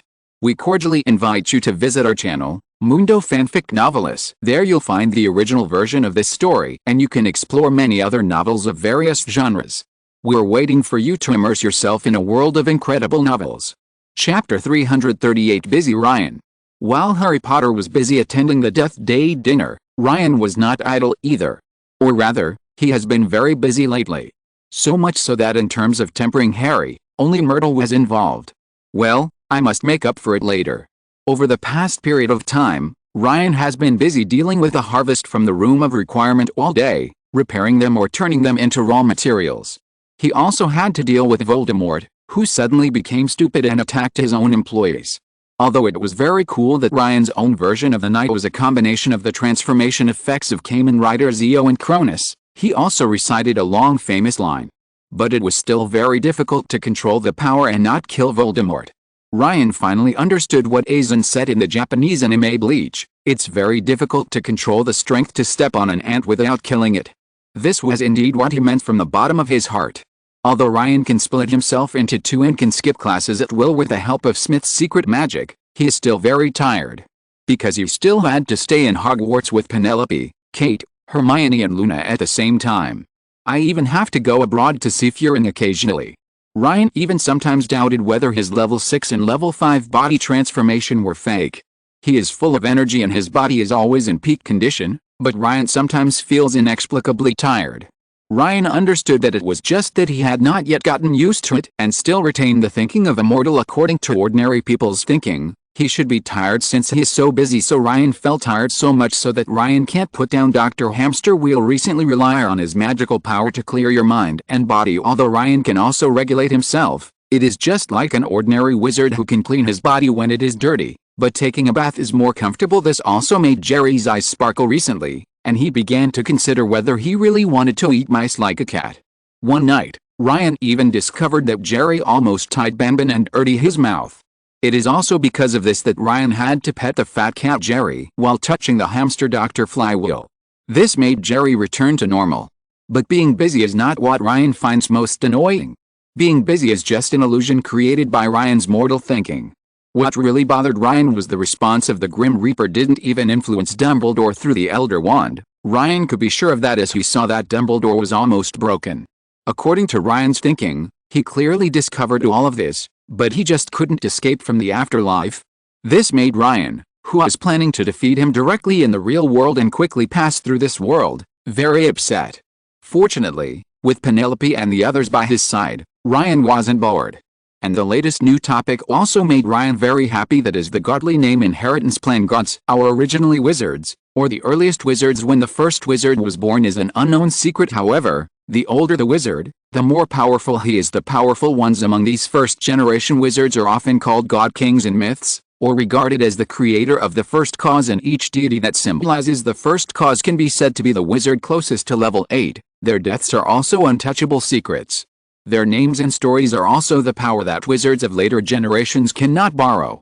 LV8, the Transcendent, in Ryan's imagination, has the power to change everything.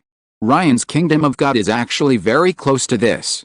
Or perhaps the existence of the Kingdom of God is the ladder for gods to touch the realm of transcendence. It can be said that Ryan, who has the Kingdom of God, has become a level 6 demigod wizard, and even has an unlimitedly powerful panel, can definitely reach that realm, but it's too slow. Even Ryan, who had a panel, felt it was too slow. Although his combat power is already among the best in level 7, he can even challenge the most powerful god of death in existence, but Ryan is still essentially a demigod wizard. His combat power has been improving all the time, but in essence, the speed of improvement from LV6 to LV7, demigod to god, can be said to be slower than a turtle's crawl. Ryan also understood why demigod wizards like Voldemort, Dumbledore, and Grindelwald no longer pursued magic, but turned to causing trouble. Because the progress was so slow, they could hardly feel the speed of progress without the panel. So much so that they mistakenly believe that their current level is their limit. In order to speed up the breakthrough, essentially, Ryan thought and found a method, or a treasure. Those are the dead gods in mythology. Their names, and stories, have grown to unimaginable lengths through thousands of years of use by wizards. This kind of power, or ritual, in layman's terms, is equivalent to the base of magic in the moon world. This power is already part of the magical magnetic field, and is the power of death that wizards cannot absorb. But it is also safer and less likely to be infected. The method Ryan discovered was to inherit powers that ordinary wizards could not inherit. Ryan then sets his sights on Kronos, the one who is clearly dead, symbolizing the first cause, the creator in Greek mythology. Inheriting his name, a living god of time was born. Ryan finally discovered that his true nature had shortened the distance between him and his level 7 self. This is a level that would take him at least a dozen years to reach if he had a panel. Ryan also had another guess as to why the Grim Reaper was so powerful. He is simply called the God of Death, without a name, and the Kingdom of God is also called the Afterlife. He may have actively and passively absorbed the power of all the gods of death in mythology, even losing oneself, becoming pure death, something more like the unconscious will of Gaia. His subconscious preferences act as destiny, and the prophecy of the Savior and the tragic end of the parents of the prophesied child are all the influence of his subconscious. The first god of death, or the original god of death, must have been about to face such a fate, so he arranged the inheritance of the throne and power. The second Grim Reaper, the third brother in the legend of the three brothers, was chosen to become the Grim Reaper. He is different from the first god of death. He should have gladly accepted the fate of losing himself, that is, becoming a Taoist. See yourself as dead and believe that you too will die one day. Then, a monster was born, and then the wizards who had gained immortality through various means were infected, and died after inexplicably giving up their means of immortality. If this is true, then it is understandable that the Grim Reaper stayed in the afterlife in the face of the bait set by Ryan. Because he has no self, he has no awareness of leaving his own kingdom of God in the world after death, and he only knows how to influence everything within it. There is absolutely no concept of getting out. Chapter 339 Tom Grindelwald? Whether the god of death has really lost himself is still a question mark. Even if Ryan used thinking, he could only sense that there was such a possibility, but he could not fully confirm it. Because he is too strong, unreasonably strong. He is so strong that he doesn't look like a modern wizard at all. Ryan thought so, and with a teeth-grinding squeezing sound, he stepped through the gate of Smith Castle controlled by the Lord God and led to the Ravenclaw Tower, and returned to the bedroom. It was already early morning and was still asleep, as if the squeezing sound just now did not exist. But it is true that this sound is not a physical sound. It can only be heard by wizards who have the talent of magical perception. Ryan yawned and looked at Harry, who was sleeping on his back. Ryan didn't understand. Harry should be able to hear it, but why could he still sleep well? He originally wanted to wake Harry up, then pretend to be discovered, and then use the resurrection stone as an excuse to teach Harry a lesson. However, this impromptu plan was ruined. So Ryan boredly read the Daily Prophet to kill time. How should I put it? After Sirius took control of the Daily Prophet, the newspaper changed a lot. The gossip section was greatly reduced, and the international section had more content. There is a lot of news from the foreign wizarding world. These news tend to be negative, but they are not false office, which is full of positive energy. It gives people a feeling that the situation abroad is dire, while the country is doing very well. According to German magazine Der Spiegel, Grindelwald, who is imprisoned in Nuremberg, has a good appetite recently and ate several steaks in one go. It is reported that this may be related to a crazy reading material in the British wizarding world called Magic in the Muggle World. The book is also used as a teaching material for the Defense Against the Dark Arts class at the Hogwarts School of Witchcraft and Wizardry in the UK. The school's principal is none other than Dumbledore, who defeated Grindelwald, a mysterious wizard who was recently rumored to have an affair with Grindelwald. Dumbledore's official, Arthur Weasley, was able to serve as the director of the Department of Magical Law Enforcement of the Ministry of Magic. Prior to this, he was only the director of the Office for the Prohibition of the Misuse of Muggle Artifacts. The life story of Tom Riddle, Professor of Defense Against the Dark Arts, is a mystery, and his real surname is suspected to be Grindelwald. We have reason to suspect that Albus Dumbledore and Getter Grindelwald are actually in the same group. They chose the peaceful evolution method when Dumbledore, who was victorious in the Civil War, chose to change the world peacefully. Cornelius Fudge discovered this and was unwilling to become a puppet. He and his confidant Dolores Umbridge embarked on the path of resisting Dumbledore's control. They were discovered this year and then dismissed. The content became more and more outrageous, and even Ryan, who was watching it for fun, couldn't bear to watch it anymore. Grindelwald's good appetite led to so many stories that Fudge and his followers seem to have become heroes in German newspapers. This newspaper is even more outrageous than the Quibbler. Harry, look, what is this? Ron pointed to the international section of the Daily Prophet, which was the page Ryan was reading. Ron found it not surprising. After being criticized by Draco for not collecting intelligence seriously, Ron also developed the habit of reading the newspaper as soon as he got up. Furthermore, this page of the newspaper was posted with a photo of a middle-aged Dumbledore in a suit and tie waving and a handsome Grindelwald bowing. Ron found it normal too. It's already 8 o'clock, and the other people in the bedroom have woken up one after another. Harry reached out and groped for his glasses on the bedside table, put them on, and looked over with sleepy eyes. According to Germany, this is the Daily Prophet? Isn't this Sirius's property? How could it be? Harry suddenly woke up. This is reported by Der Spiegel.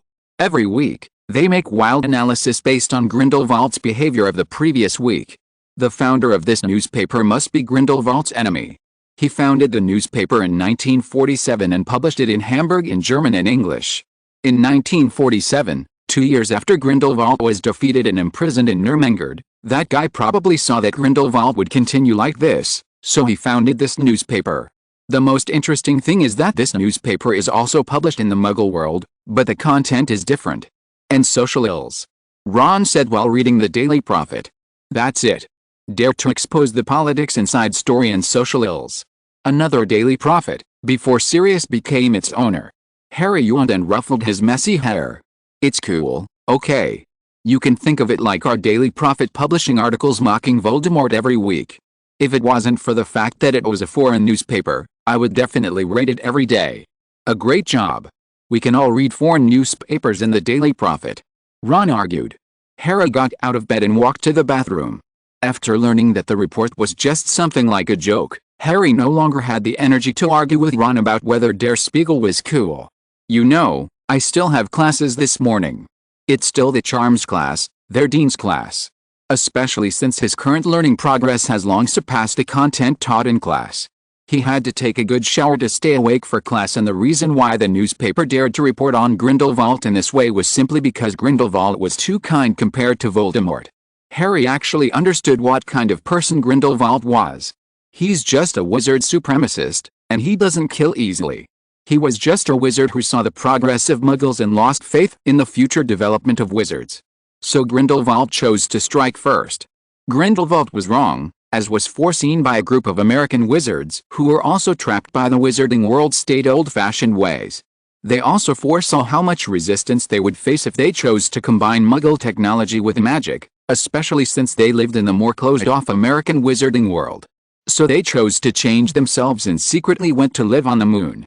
Grindelwald is actually more like a politician, and he has been in a prison of his own construction for many years.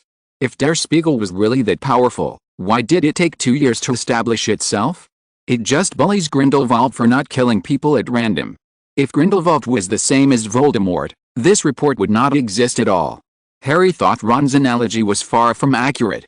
Thank you for your monthly tickets to classmates Uni, He Chu Sun Meng and Shini and Shu Chong Ren Sheng, and other classmates' recommendations and subscriptions. Chapter 340 The Dark Lord of Vienna. So that's how Der Spiegel came to be. Ryan sometimes feels that Ron is a really interesting guy. He always has some strange knowledge that comes from nowhere. If it weren't for Ron's popular science, Ryan would probably have to think before he knew it. Ron is indeed not stupid. He just seems stupid because he doesn't use his brain in the right place. Tiger's butt and made analyzing Grindelwald their own specialty. But they were lucky enough to have caught a dead mouse. But the story went off track later and was directed by Tom Riddle, giving Fudge and Umbridge a funny heroic identity. Grindelwald was indeed happy because of Dumbledore. He sensed that Dumbledore was no longer in his pathological rejection of power. He could clearly see the manipulation of an invisible hand in the recent decrees of the British wizarding world, and the owner of those hands was his only lover, Dumbledore. Ryan suddenly had another interesting idea. As Ryan flicked his fingers, a thought flew to the blonde old man in the cold, dark, and remote tower in Austria. It was a dark, forbidding towering building, a gloomy fortress surrounded by high walls. A silver diamond the size of a speck of dust suddenly appeared in the air to it. It passed through the stone beside the crack at an unstoppable slow and floated into the house, to a thin figure curled up in a thin blanket on a hardwood board. Castle's own anti-apparition magic seemed to have no effect on them. These figures all look very old, and some of them even look like they will die in the next second. However, they all immediately lowered their heads and bent over to the old man in unison. "My lord." Excited and concerned voices rang out in the dark cell. "You want to?" An old wizard standing in the center asked tentatively. "I need a school where I can implement my own will." The blond old man sitting sideways on the hardwood bed smiled. The hardwood bed, the thin, torn quilt, and his shabby clothes did not make him look ridiculous at all. Rather, at the moment when he was giving orders, he was like an emperor standing high above, revealing a breathtaking demeanor. "Your wand." The second old woman on the left tremblingly took out a brand new wand in a shabby box. "It has never been used. It's Ollivander's work. It's made of aspen wood and thestral tail feathers. It's 14 inches. It's one of the 7 impossible combinations I have considered." said the burly man with white hair on the far left. Very good, it's been almost 50 years. The blonde old man on the bed stood up and picked up the wand. What do we need to do first? Body, let's conquer Austria first. We also need a place to stay. The blonde old man said in a relaxed tone, as if he was discussing what to eat tonight. For the greater good. The old people around him said, immediately bound by invisible chains. They all looked horrified and incredulous. They couldn't believe that the entire Austrian Ministry of Magic staff could be dealt with by just one wizard. The equally old servants around him didn't even move their wands. Your name is Emeric, right? Who is the current headmaster of Durmstrang? The blonde old man stretched lazily. Igor Karkarov, do you have a grudge against him? Is there anything we can do to help you? To the Austrian Ministry of Magic in your name. Also, I need you. As the blonde old man spoke, the short and fat man widened his eyes. He knew who this person was. It was the Demon King who impressed himself in Nurmengard. But how did he? Following the blonde old man's orders, figures disappeared one after another in front of him, and Nurmengard welcomed his new residents. Late at night, a blonde old man, beside a device shaped like a pipe, beat the rhythm to the singing coming from the Vienna Opera House. As the sad music played, he began to think about his life. Covenant, a benevolent new global order led by wise and powerful witches and wizards. But Albus is different from me. He has a stupid brother. He asked Albus to give up, for the sake of his so-called family. Doesn't he understand? Once Albus and I had changed the world so that wizards stopped hiding and muggles behaved themselves, Albus's poor sister would no longer have to hide. So a dispute arose, and no one knew who cast the spell, but it took the life of Ariana, who suddenly broke in. I ran away. It was more than 10 years later when we met again. At that time, I had the Elder Wand and countless subordinates. But I still lost to Albus. I discovered that Albus had finally overcome his weaknesses, which gave me a rare appetite and allowed me to have a proper meal. I thought I would continue like this, but a dream, a premonition dream, something that could save everything appeared in my dream. Chapter 341 Changes in the Magical World. Grindelwald would never have dreamed that he would see the Resurrection Stone appear in Hogwarts. There was a boy whose face was hidden behind the fog. He must have used the portkey to return to Hogwarts from outside. The boy held a ring with a Resurrection Stone on it. Realm, she is a resurrected dead spirit. Then Grindelwald woke up. Look! At the time. It's summer at Hogwarts. Where he is, it's almost winter now. So, will that scene happen next year? Is my leaving Nurmengard part of the prophecy? Also, I saw a boat in the Black Lake. That's Durmstrang's last fortress. It can be moved to any place with water. Triwizard Tournament? I facilitated it. But it doesn't matter. As long as we get the stone and revive Ariana, everything can be saved. On the other side of the ocean, in Britain, no one knew that the devil who had imprisoned himself in Austria had left the fortress he had built again.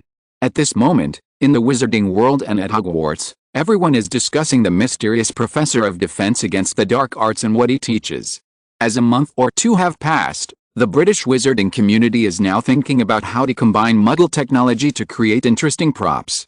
The Office for the Prohibition of Misuse of Muggle Artifacts has finally become worthy of its name, no longer prohibiting its use, but preventing its misuse. Now this office is more like a registration and review department. All Muggle items that have been magically transformed need to be registered and reviewed in this office. After registration, just be careful not to abandon it to the Muggle world at will. If you want to use it, you must ensure it is safe and stable, which requires review of Diagon Alley. People often no longer walk, but instead use various strange props that have been registered. The wizard's suppressed inspiration for many years resulted in these travel props being completely different from what Arthur Weasley and others had originally imagined: bicycles, cars, and motorcycles. Those magically modified travel props used various things that even Arthur, who was most pro-Muggle, could not have imagined. A shopping cart in a supermarket is a relatively normal thing, at least it has the word car in its name. Roller skates, skateboards, and ice skates are relatively good. What's even more outrageous is that a large bundle of Muggle items that have no relevance to transportation equipment, such as lighters, hair dryers, microwave ovens, and washing machines, have been transformed into various convenient means of transportation by the wizard's bizarre imagination and magic. In Hogwarts, young wizards of Muggle origin are becoming more and more popular, and from time to time people ask them to help carry items from the Muggle world. The most common of these is scuba diving. Because the Skywalker Alchemy Workshop underwater breathing tube is prohibited from being brought into Hogwarts, this prop, which is relatively bulky but can also be used for diving in the lake, has become the new favorite of young wizards. It is said that Colin Creevey, a first-year Gryffindor student, made a lot of money by selling scuba gear, and even gave up his beloved photography career for this. "If I can't take pictures of Harry Potter, what else can I take pictures of?" said Colin, who took pictures of almost every place in Hogwarts in just one day. Harry touched his chest thankfully after hearing this. He began to feel sincerely grateful for his seclusion and the sensation caused by Riddle. Due to this trend, even Quidditch games are no longer taken seriously by young wizards. Look, today is already Saturday, Slytherin is playing against Gryffindor, but there are not even half as many young wizards in the stands of the Quidditch Stadium as in the past. It was a hot and humid day with faint rumbles of thunder in the air flyer. "I saw him during the summer vacation, maybe he didn't pay." Fred Weasley pouted, "Although his broom is a Nimbus 2001, Stark, I believe you can fly better than him with a Nimbus 2000. The same is true for you. Except for the Seekers, they have no advantage in brooms. And we train harder than them and have flown in all kinds of weather conditions." "That's exactly right," said George Weasley. "My clothes haven't been dry since August. We must not lose this time. We must let those guys who have abandoned Quidditch know that Quidditch is the best." Wood's chest heaved with excitement and his voice choked with sobs. The guy who abandoned Quidditch he was talking about was the student who had been playing with Muggle items on campus recently. At this moment, they might be swimming in the Black Lake. In the eyes of Quidditch diehards like Wood, they are traitors. However, the Slytherin dressing room was filled with a cheerful atmosphere. "Draco, we are sure to win this time. The gap between Nimbus 2001 and 2000 is not so easy to overcome. At least that Stark can't do it. Gryffindor's really getting worse and worse.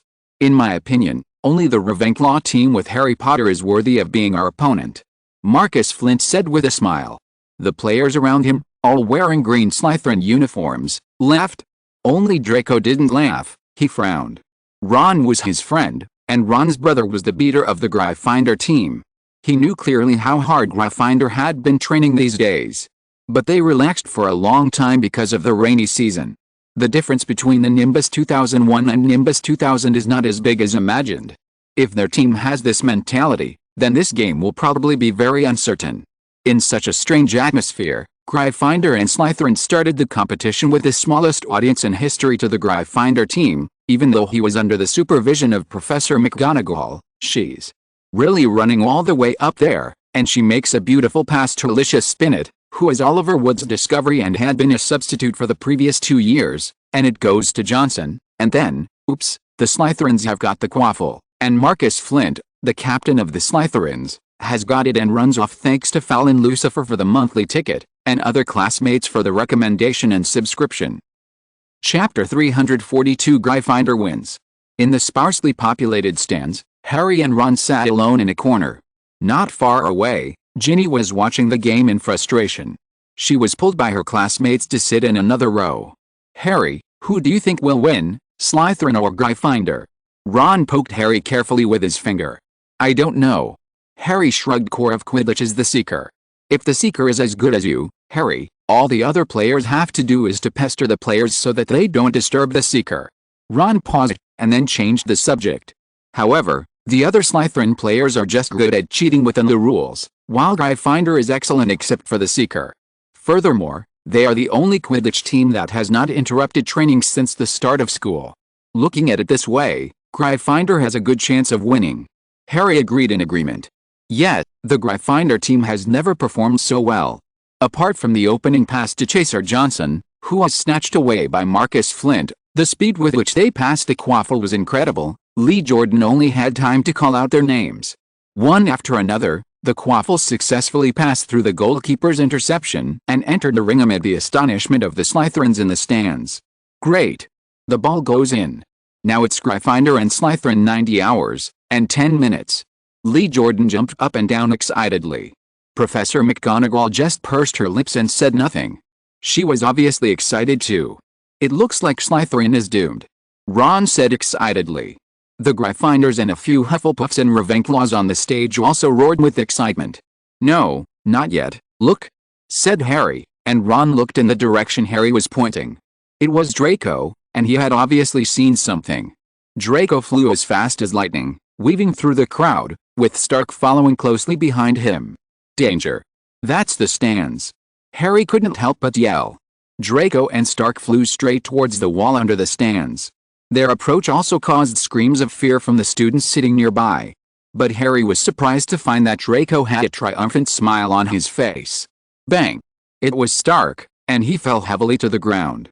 Except for Madam Hooch and Professor McGonagall, who flew over quickly, and the audience in the stands, no other Gryffindor team members noticed this. 120 hours, and 10 minutes, well done, Angelina. The goal you scored is as charming as you are. 140 hours, and 10 minutes, Gryffindor wins. The winner is Alicia Spinnet, a newcomer with more than a year of official experience. Lee Jordan was showered with compliments, and his determination to win made them ignore this point. The concern for Stark in the stands and the gloating coming sounds from Slytherin were also considered by the other members of the Gryffindor team as cheers and interference from the Slytherins. Stark in the audience shook his head, and Professor McGonagall and Madam Hooch both breathed a sigh of relief. After their examination, it seemed that he just used a little too much force. The game was not paused and Stark got back on the broom. It seems that although he is not as flexible as Draco, his excellent qualities still allow him to avoid damage to himself and his broomstick in time. The Slytherin team members laughed sinisterly, and each of them wanted to repeat Draco's success. So much so that they really missed the last chance. 160 hours, and 10 minutes, wait, it's 170, 160. Draco Malfoy from Slytherin got the golden snitch. But it was useless. Gryffindor won. Malfoy caught the golden snitch, but Gryffindor won. My god, I don't think anyone expected this ending. The ending was so bizarre that Lee Jordan repeated it again. Poor Seeker Stark, he had just sat on his broom when the game ended in an unexpected way. 10 minutes later, on the way back to the castle, Ron was amazed. I never thought your feint was so good that it scared Harry and me. Ron patted his chest the second half. By the time you, Draco, get the golden snitch, the score will never be exactly 170, 160. You have to know that Stark was unconscious for a while. Harry patted Draco on the back comfortingly. Come on, Harry, it tickles. Ron, and Harry, maybe Fred and George are too kind to you. You don't know how cruel they are to Slytherins. It's not that I don't want to catch the snitch while Stark is lying dead. But they're staring at me the whole time. If I up a bit, I'll probably be hit hard by the bludger like poor Adrian, Draco sighed. But didn't anyone on the Gryffindor team notice Stark fell? Ron asked in surprise. They didn't notice, but that doesn't stop them from speed staring at me. Draco shrugged. Are Fred and George so powerful? Harry couldn't believe it. Facing Slytherin, they are no different from Slytherin. They are better at finding loopholes in the rules than Slytherin, but if they face Hufflepuff and Ravenclaw, they will be much more restrained. If I wasn't Ron's friend, I wouldn't have had the chance to pull off that feint. Draco clenched his fists. Ron and Harry looked at each other. They had always been told that Fred and George were amazing, and I've watched their games. Harry himself had even competed with both of them personally. But they could not have imagined that from the perspective of Slytherin, as opponents, the characteristics revealed by Fred and George in the game made them so wary. This is something you can't experience in the stands, or as a member of a non-Slytherin Quidditch team. Let's talk about something relaxing. Why don't we go look for Hagrid? Ron pointed to Hagrid's hut at the edge of the Forbidden Forest not far away. Yet, we haven't seen him for a long time since he said he was going to reorganize the group of Ekkermanchulas. Harry agreed. Besides, I haven't seen any trace of him recently. Even if he is afraid of Voldemort, he wouldn't be so afraid to leave his room. Draco suddenly thought of something. Norbita. Chapter 343 Hagrid's Secret.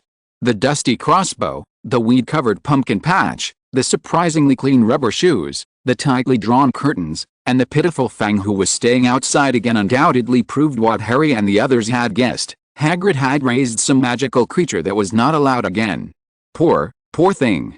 Ron held down Yaya's head with one hand to prevent it from being licked by saliva, and with the other hand he touched Yaya's chin lovingly. Yaya hummed happily and wagged his tail rapidly. Who is it? Be careful or your ears will be bitten off. Hagrid's rough voice came from the hut. He opened the door slightly and looked out cautiously. You guys again. Hagrid breathed a sigh of relief. What do you mean it's us again? Ron said as he was about to push open the door. However, Hagrid stood in front of the door. Hey! What are you hiding from us? Ron raised his head in dissatisfaction. Harry and Draco beside them also looked through the crack in the door curiously. Didn't Hagrid have any magical creatures? The last time they were kept on tight guard like this was in connection with the Philosopher's Stone. Could it be that the secret in this room is some task assigned by Dumbledore? Harry and Draco couldn't help but reveal a look of determination on their faces. I don't have any secrets to hide from you little brats. Well, I just think the little guys inside, Harry and Draco can see it, but you, Ron, I think it's better for you to stay outside the house. Hagrid waved his hand hesitantly, and walked to the side to make way. I don't believe it. Hey! Boom! Ron closed the door abruptly. He suddenly lost all color and his skin became like Draco's. He turned his head woodenly, pointed into the house with his right hand, and muttered something inaudibly. What is it? Suddenly showed curiosity. Draco's previous curiosity was just following the crowd. He didn't really want to know Hagrid's secret. It was normal in Slytherin to have secrets that you didn't want others to know. As a Slytherin, one should be reserved and understand the other person, or simply try to find out the secret and control the other person. Confusion made Draco curious. Combined with what Hagrid said, there must be submissive in there Hagrid is sure Ron will be afraid of, but that he and Harry don't care about. Harry said next, happened. Yes, I've been accompanying Alice Spade lately. Hagrid showed a loving expression on his face, and when he mentioned that strange name, it was as if he was reading the name of his son after he was single at the age of 80. Not Aragog? Ah, I see. You are going to follow what Harry said before and raise another Acromantula by hand, and let it become the leader. To prevent the spider swarm from getting out of control. Draco suddenly realized. Oh, that's right. Harry looked confused. His recent Quidditch training had made him forget all this, even though this idea was his. Lord. Hagrid suddenly sobbed. After the last time, Lupin asked me to test it, to let Aragog go away for a while. Can you believe it, Harry? The second after Aragog disappeared, the other spiders would not let me near their webs. Maybe they didn't eat me only because Aragog ordered them to. How could they eat you, Hagrid? They just haven't been raised by you. Look, like Aragog, how obedient he is. Harry forced the words out of his mouth expressionlessly. Great, you're the only one who said that. Hagrid wiped his tears with emotion. They were probably killed by Mossig. Who is Mossig? Draco suddenly asked. The wife I found for Aragog. It must have corrupted them, making them learn some bad habits of wild Acromantulas. Hagrid pulled his beard angrily. Oh, I forgot. Come in, I've kept you at the door for too long. Hagrid pushed open the door and pointed to a tusk-sized spider in the corner. It's Alice Spade, Aragog's new son. This place is like a haunted house. Dense spider webs were everywhere in the originally cozy little house. Even the big bed in the corner, which was covered with bedding made of scraps of cloth, was covered with spider webs. There was no light in the room, the fire in the fireplace that had been burning all year round had disappeared, and even the boiling water that had occasionally been burning in the brazier had disappeared. As you all know, the Acromantula likes dark environments. When Aragog was a child, I kept him in a storage room in the dungeon. But now, since my conditions have improved, I can't treat this little guy too badly. Hagrid stroked the giant spider with 8 eyes and black and gray hair lovingly. Look, some of these spider webs I made out of unicorn tail hair. Hagrid pointed proudly to a spider web on his bed. Are you sure you want to sleep like this at night? Ron pointed at the bed in the corner with a trembling finger. What's wrong with that? This way I can always be with Alice Spade. Hagrid's expression was as if he heard Ron questioning him why people need to drink water. Unicorn tail hair. Anyone you have here is worth 10 galleons, and, if I'm not mistaken, this is dragon meat. Draco widened his eyes and pointed to a bucket of raw meat in the corner. It was green and each piece was slightly larger than an ordinary car tire. Oh, those unicorn hairs are all over the branches in the forest. Hagrid waved his hand nonchalantly. This is dragon meat. They are good things. They can make Alice Spade grow stronger. You know, it wants to become the king of the 8-eyed giant spiders. Hagrid touched the spider lovingly again. Ron couldn't help but shudder. There is another chapter that will be posted later. P.S. Thanks to Taishi Umaksu and Anwanai for their monthly tickets, as well as other classmates for their recommendations and subscriptions. Chapter 344, Voldemort's Location. Dragon meat is used for eating? In the British wizarding world, where dragon breeding is monopolized by Romania and is not legal, dragon meat is considered poisonous. In other words, it is actually poisonous, but in order to maximize the value of the dragon, Romania figured out how to remove the toxicity by cooking it. But because dragon meat is not much more delicious than other meat, the fact that dragon meat is edible is little known in other regions except Romania. And Harry was one of those people who believed that dragon meat was poisonous. I think Draco means that dragon meat is poisonous. Is it okay for Alice Spade to eat it? Harry hurriedly added when he saw that the topic was about to deviate to how to cultivate a strong spider. Hagrid simply picked up Alice Spade, like her little baby black stingers in the spider's mouth. Crunch, crunch. As Alice Spade tore the dragon flesh, green blood covered Hagrid's thigh. However, Hagrid was unaware of it, or he simply didn't care. But there was someone in this room who obviously couldn't stand it anymore. Well, Hagrid, if everything is fine, we'll leave first. Ron said, looking at the ground, as if there was some ferocious beast in Hagrid's arms.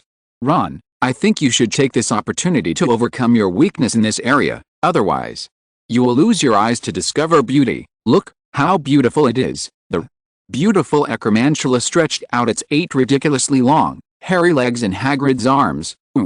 By the way, Hagrid, were you watching the game just now? Harry hurriedly changed the subject.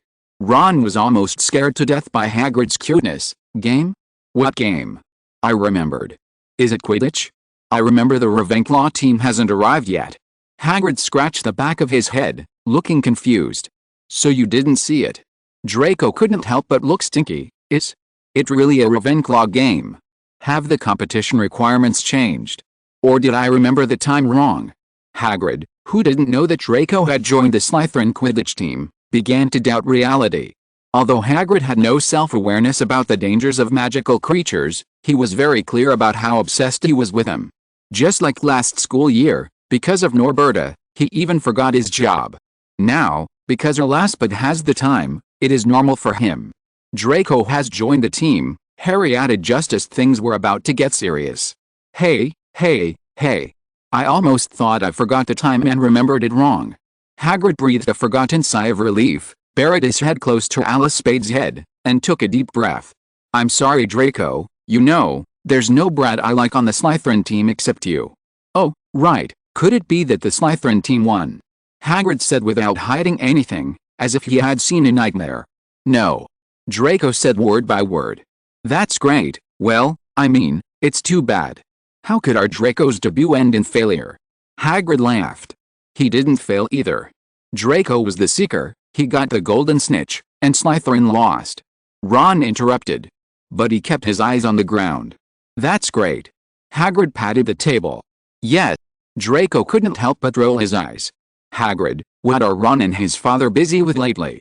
Harry asked suddenly in a casual tone, as if he was asking about the whether those wolf cubs, because Greyback is dead. Wait, Merlin's beard. These are not things you should know. Hagrid said in shock. Hagrid, you don't know, this is all because of Harry. Then Ron began to describe Harry's dream vividly. The you-know-who has resurrected again? Is this how Greyback died? The you-know-who is gone again. Who is that mysterious wizard? Antonin Dolohov is the next target. All because of the naysayer report, the one from Lovigid. Hagrid said in surprise. What's wrong with the world now? Did Voldemort do something good? First it was Greyback, the fugitive that the Ministry of Magic had never been able to catch, and next was the senior Death Eater who have been crushed to ashes long ago. So, Arthur ordered the construction of a new prison to guard against a mysterious man? And Sirius said that more prisons should be built in Yacher, the Galloping Gorgon. Did I say something I shouldn't have said? Hagrid immediately covered his mouth and stood up. The Erlasped on his body fell to the ground and closed his big black sting in dissatisfaction. Dumbledore and the others already know where the church is. Harry spun around excitedly. This means that during this period, Professor Dumbledore and his colleagues were setting traps to capture Voldemort. Maybe, by next Saturday, Voldemort will be caught. Harry Draco was confused in a jar. Dumbledore and the others must have been preparing to catch him all this time. Harry said. However, Draco did not smile as Harry expected, and instead frowned. Harry, I find that unlikely. The news that Sirius published in the Daily Prophet was about the Elder Wand, the one in my father's hand. It is now in Dumbledore's hands. If Dumbledore and the others really wanted to capture Voldemort, they would never have leaked such information to the outside world. It is more likely that they would have laid a magic trap in my house. In fact, I have always felt that last school year in the restricted area on the 4th floor, Dumbledore did not want to catch Voldemort, but he simply could not do it. I've always felt that Dumbledore might have deliberately wanted to resurrect Voldemort. Perhaps only when he has a physical form can he be truly killed. Draco analyzed. If you're listening to this novel on a channel other than Fanfic World, it means they downloaded and uploaded it without effort. We cordially invite you to visit our channel, Mundo Fanfic Novelis. There you'll find the original version of this story and you can explore many other novels of various genres. We're waiting for you to immerse yourself in a world of incredible novels. Chapter 345, Luna's Ill-Fated Life. Did Dumbledore always want to resurrect Voldemort? Draco's words connected a line in Harry's mind. Harry, who didn't know the characteristics of Horcruxes, began to think in an outrageous direction. Dumbledore may have originally wanted to capture Voldemort. But in the room in the corridor on the 4th floor, Dumbledore seemed to have discovered something at that time, so he found an excuse to let Voldemort go. At that time, Voldemort was trapped in Quirrell's body, and all this was because of Harry's magic in Quirrell's body. Dumbledore said that Voldemort's escape was caused by the lack of Harry's magic in Quirrell's body. Even Voldemort would believe this excuse. Harry's spell is a miracle beyond the existing magical field and cannot be explained by common magical knowledge beginning. Dumbledore simply used Harry's magic to create an illusion for Voldemort. But Dumbledore could have taken advantage of the opportunity to take down Voldemort. He has such ability. Is this even possible? What's even more outrageous is that the guess was almost right. Dumbledore originally wanted to use the Philosopher's Stone as bait to capture Voldemort, but plans could not keep up with changes.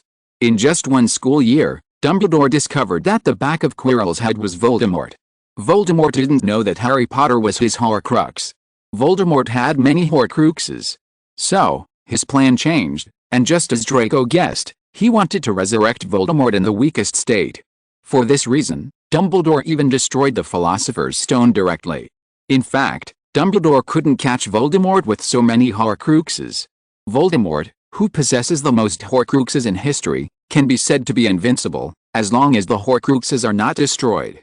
And Harry's guess that Voldemort could only be killed in physical form was undoubtedly wrong. All Horcruxes must be destroyed before Voldemort can die, and this has nothing to do with whether he has a physical body. However, in this world line, there is Diary Tom, who also occupies the position of the main soul in this way. As long as Tom kills Voldemort in physical form, Voldemort will really be defeated. This means that Harry and Draco's guesses were surprisingly correct. Are you the protagonist or am I the protagonist? Ryan thought as he pulled little Luna next to him to explain Newt's fantastic beasts and where to find them. The Erumpent is a large, gray beast in Africa that is similar to rhinoceros and can weigh up to a ton. This is a magical animal with great abilities. Its hide is very thick and can resist most curses and spells. Attacks are often deadly, its horn can pierce skin and metal, and the deadly liquid inside can make any object injected explode. Although they only attack when they are angry, but you never know it will be angry just because you sneeze at it. Little Luna, don't disbelieve it. Poor Wilfred Elphick can testify to this. He was born in the 12th century and was the first wizard in the world to be stung by an ermine beast. Ryan picked up Luna's little hand. Luna felt a warm current passing through her hand, and a 3D model of a unicorn appeared in her palm. It was alive and waving its tail like a propeller. This is a sign of her anger. Ryan whispered in Luna's ear. Luna leaned into Ryan's arms. Its horn is very similar to that of a scimitar-horned Snorlax. I'll be able to see it when I go back next month, which is Christmas. The scimitar-horned snorkeler is a very rare magical creature in Sweden, and my dad recently got one of its horns. Luna said, shaking her head excitedly. Don't move, you're pressing on my tail. Ryan wanted to say. But the next second, Ryan regained his composure and looked at the silly girl in his arms. The reason why he told Luna about unicorns today was because of the horn of the so-called scimitar-horned Snorlax. If it were in the original world line, it should be that only the Quibbler published an article that believed Harry's statement that Voldemort was resurrected. Then the Quibbler became famous, the Lovergate family became rich, and when Voldemort made a comeback, Luna's father urgently purchased the horn of the Erumpent as a Christmas gift for Luna. Then, Luna was lucky enough to be caught and escape the tragic fate of being killed by her father's Christmas present. Harry and Hermione came to Luna's house in search of the Deathly Hallows, discovered the horn, and detonated it. Once again, Luna escaped the fate of being rescued by the Malfoy Manor, returning home, and then being blown up by the gift sent by Lovegood. In this world line, Rita Skeeter once published a report on the story made up by Ron. Harry and Draco rescued the Phoenix and the Invisible Beast in the Ravenclaw Tower, and the enemy was a poacher hidden among the senior students. She took this opportunity to criticize the education at Hogwarts, wondering why a school would produce hunters of magical creatures. She also listed several Muggle-born seniors who were good at learning magical biology as suspects. This report obviously opened up the minds of some wizards. In addition, there are no relevant laws and regulations in the British Ministry of Magic regarding smuggling magical creatures from other countries and selling them back home. As long as taxes are paid, no one will care. So, from that time on, materials about various magical creatures flowed into Britain in large quantities, and formed a large market in Knockturn Alley. This sudden increase in income was also the reason why Fudge expanded prematurely and was then dealt with by the young version of Voldemort. Luna's father also made a fortune from the report on the Elder Wand, Advance. Ryan, who discovered this, wanted to let Luna know the danger of that corner in a roundabout way before she returned home for Christmas in December. But Luna is still Luna. I found nothing, but I still firmly believe that the Christmas gift I had only seen a photo of was the horn of a scimitar-horned snorkeler. Without Ryan, there would be no influence from any other third person. If things continued like this, Ginny would discover the news of Luna's death after Christmas. The next chapter will be posted later. P.S. Thank you to my classmate 10 Years of Bookworm Life for his monthly ticket and other classmates for their recommendations and subscriptions. Chapter 346 at Luna's House. To this day, there is a folk song circulating in the UK, lose a nail, lose a horseshoe, break a warhorse, lose a king, lose a war. This story comes from Richard III, the last king of the House of York in England. Initially, this was used to warn people that they should pay attention to details. Now, it is more used to illustrate the butterfly effect, that a small and insignificant thing can cause big consequences. And Ron's story of saving the Ravenclaw Phoenix and the Invisible Beast was the missing nail in Ryan's eyes. This iron nail almost killed my little Luna. Ryan couldn't help but think, and began to wonder whether he should bring Ron with him next time he tormented Harry.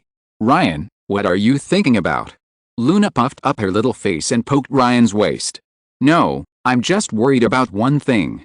What's the matter? Luna asked quickly after Ryan replied she always felt that Ryan was thinking about that annoying Granger. Some unscrupulous merchants always like to use the horns of the Thorn instead of the Snorkla horn. I was worried that your father might have bought the wrong one. After all, the scimitar-horned snorkeler is so rare. I suggest you be careful when you go back and test it. Ryan touched Luna's head with a worried expression. You must promise me this. Seeing that Luna didn't care, Ryan pinched Luna's little face hard. Okay, I get it. Luna agreed hesitantly, indicating that she had taken it to heart. Just as Luna nodded, Ryan stretched out his left hand into the air and made a gesture. It was a breezy hillside with a beautiful village of Ottery St. Catchpole just beyond, a cluster of little toy houses scattered among the great beams of light that slanted down from the clouds. A white, slender hand appeared in the air, but disappeared the next second, leaving only a wisp of white smoke. The cloud of smoke was carried by the breeze and floated on, probably covering several thousand. It slowly stopped in front of a huge Symes black cylindrical house, and a pearly white, transparent shadow appeared in its place. Is this the ghost's body? Ryan stroked the now cold body curiously. After coming to his senses, he looked at the strange house again. Its entrance is an overgrown gate with 3 hand-painted nailed to it. Section 1, the Quiddler Editor-in-Chief. You should not recognize it, but it has another identity, Luna's earring. When Ryan was playing with it, Luna introduced it, which would hang upside down on the bushes, and she also said that it could enhance the ability to accept abnormal things. Her father had added the plant as part of his headdress when he was attempting to replicate Rowena Ravenclaw's lost item. To be honest, this garden looks like the work of a Hufflepuff student. In addition to the airship, there is a knotty vine on the dead roots not far away, and on both sides of the black door at the end of the garden, which is the entrance to the house, There are two old crabapple trees bent by the wind. The leaves on them have fallen off, but they are still full of small red fruits and large canopies of mistletoe wreaths decorated with white beads. This makes the Ravenclaw-style gate with iron round nails and an eagle-shaped door knocker out of place in this garden. Ryan's illusory figure began to slowly emerge from dense white mist, which began to entangle the garden. Then, the images of Luna playing in the garden in the past were reproduced and entered Ryan's mind one by one. Luna happily picking the blimp, Luna with red marks all over her body reaching into the hole of the stump to take out the pods of the knotweed that looked like beating hearts, Luna hiding under the tree with tears on her face. This is a girl who grows wildly like a weed, lonely but independent, neurotic but cute. The girl was so charming that Ryan even forgot why he came here. It wasn't until the last ray of sunlight disappeared that Ryan came to his senses. The white mist that no one else could see returned to Ryan's body, and with the last rays of light, Ryan walked through the door. Luna's house was really strange. The kitchen was the first thing you saw as soon as you entered the door. The room was a standard circle and it felt like being in a giant pepper shaker. Everything is curved to match the walls, the stove, sink, and cupboards, and all are painted with flowers, insects, and birds in bright primary colors. In the middle of the room, a cast iron spiral staircase leads to the upstairs. There are clattering and ping-pong sounds coming from upstairs, which should be Luna's father's workshop. But it's a pity that Ryan was actually prepared to meet Mr. Lovegood. Although Luna's father cannot see him now, meeting Luna's father face-to-face in advance is completely different from using perception. But it seemed that at this time, Luna's father was not ready to eat yet and was still working hard upstairs. But what was strange was that the horn of the scimitar horn snorkeler that Luna mentioned was placed in the living room was not there at all. You know, it was Ryan who first discovered that Luna's house had a scimitar horn snorkeler's horn, and at that time the horn was placed on the cupboard. Ryan was almost scared at the time. Luna, does your living room refer to the pepper shaker-like room as soon as you enter the door? Ryan suddenly asked Luna in his arms at Hogwarts. Ryan, are you sick? Luna stood up and touched Ryan's head. The entrance must be the kitchen. Luna said seriously, kitchen? A flash of inspiration came to Ryan, and he suddenly thought of something. Like Ron's house, the kitchen is right at the entrance. Are all entrances to wizard houses the kitchen? Or are all the houses in St. Catchpole decorated in this style? But how do you know what my kitchen looks like? Luna blinked her big eyes suspiciously. You once said that. Oh, Luna, the horn of the scimitar horn snorkel. As expected, as soon as Luna heard Ryan mention the scimitar horn snorkel, she forgot everything. And Ryan finally guessed what Luna meant by the living room, the workroom upstairs. Ryan floated up, and sure enough, there was a huge gray spiral horn mounted on the wall, somewhat similar to that of a unicorn. There is no doubt that it is Ryan's goal today. Chapter 347, The Three-Wizard Tournament Voldemort? The next second, as if a frame was skipped in a movie, Ryan appeared in front of the horn, and invisible magic covered the huge gray spiral horn like a spider web. Sure enough, there is a magical power contained in it that can blow up the entire house. Fortunately, the venom in the animal's horn that contained explosive power was almost dried up. Although the power has not diminished, it will not explode at the slightest touch. Otherwise, Luna's father would have gone to accompany his wife before Ryan found it. And one day in class, Luna would be called aside by the professor and told the sad news. Buzz! The tiny sound was not noticeable in this noisy room that served as both a living room and a studio. But this represents a reduction in the explosive power in the horns. The appearance and even the interior of the horn are exactly the same as before, but under Ryan's near nano-level control, the volcanic and hot power inside it has almost disappeared. Now, even if Luna forgot or didn't care about Ryan's words, the explosion caused by the horn would only make people embarrassed. This is better too. Thinking of the dusty little Luna, Ryan couldn't help but curl the corners of his mouth. Ryan took a deep breath and looked at the room where the animal horns were placed, which was Luna's living room, messy, but this one is much smaller and has a standard circular shape. Every surface was covered with piles of books and papers. There are exquisite animal models hanging from the ceiling, all of which are magical creatures that are not in Newt's Fantastic Beasts and Where to Find Them. The scimitar horn Snorlax is one of them. They are all flapping their wings or moving their mouths. The thing that was making the clicking and pinging sounds was a printing machine as expected. This machine should be the exclusive invention of Xenophilius Lovegood. It is imaginative and completely different from the machines on the market in the wizarding world and the muggle world. It is made entirely of wood, runs on gears that are completely inconsistent with existing scientific laws, makes noises, and is full of magical atmosphere. Lovegood was actually a handsome wizard. He was not bald like Ron's father, nor did he have a small belly under his robes like Lucius Malfoy. But like Luna, no one could divert their attention from his appearance after seeing him.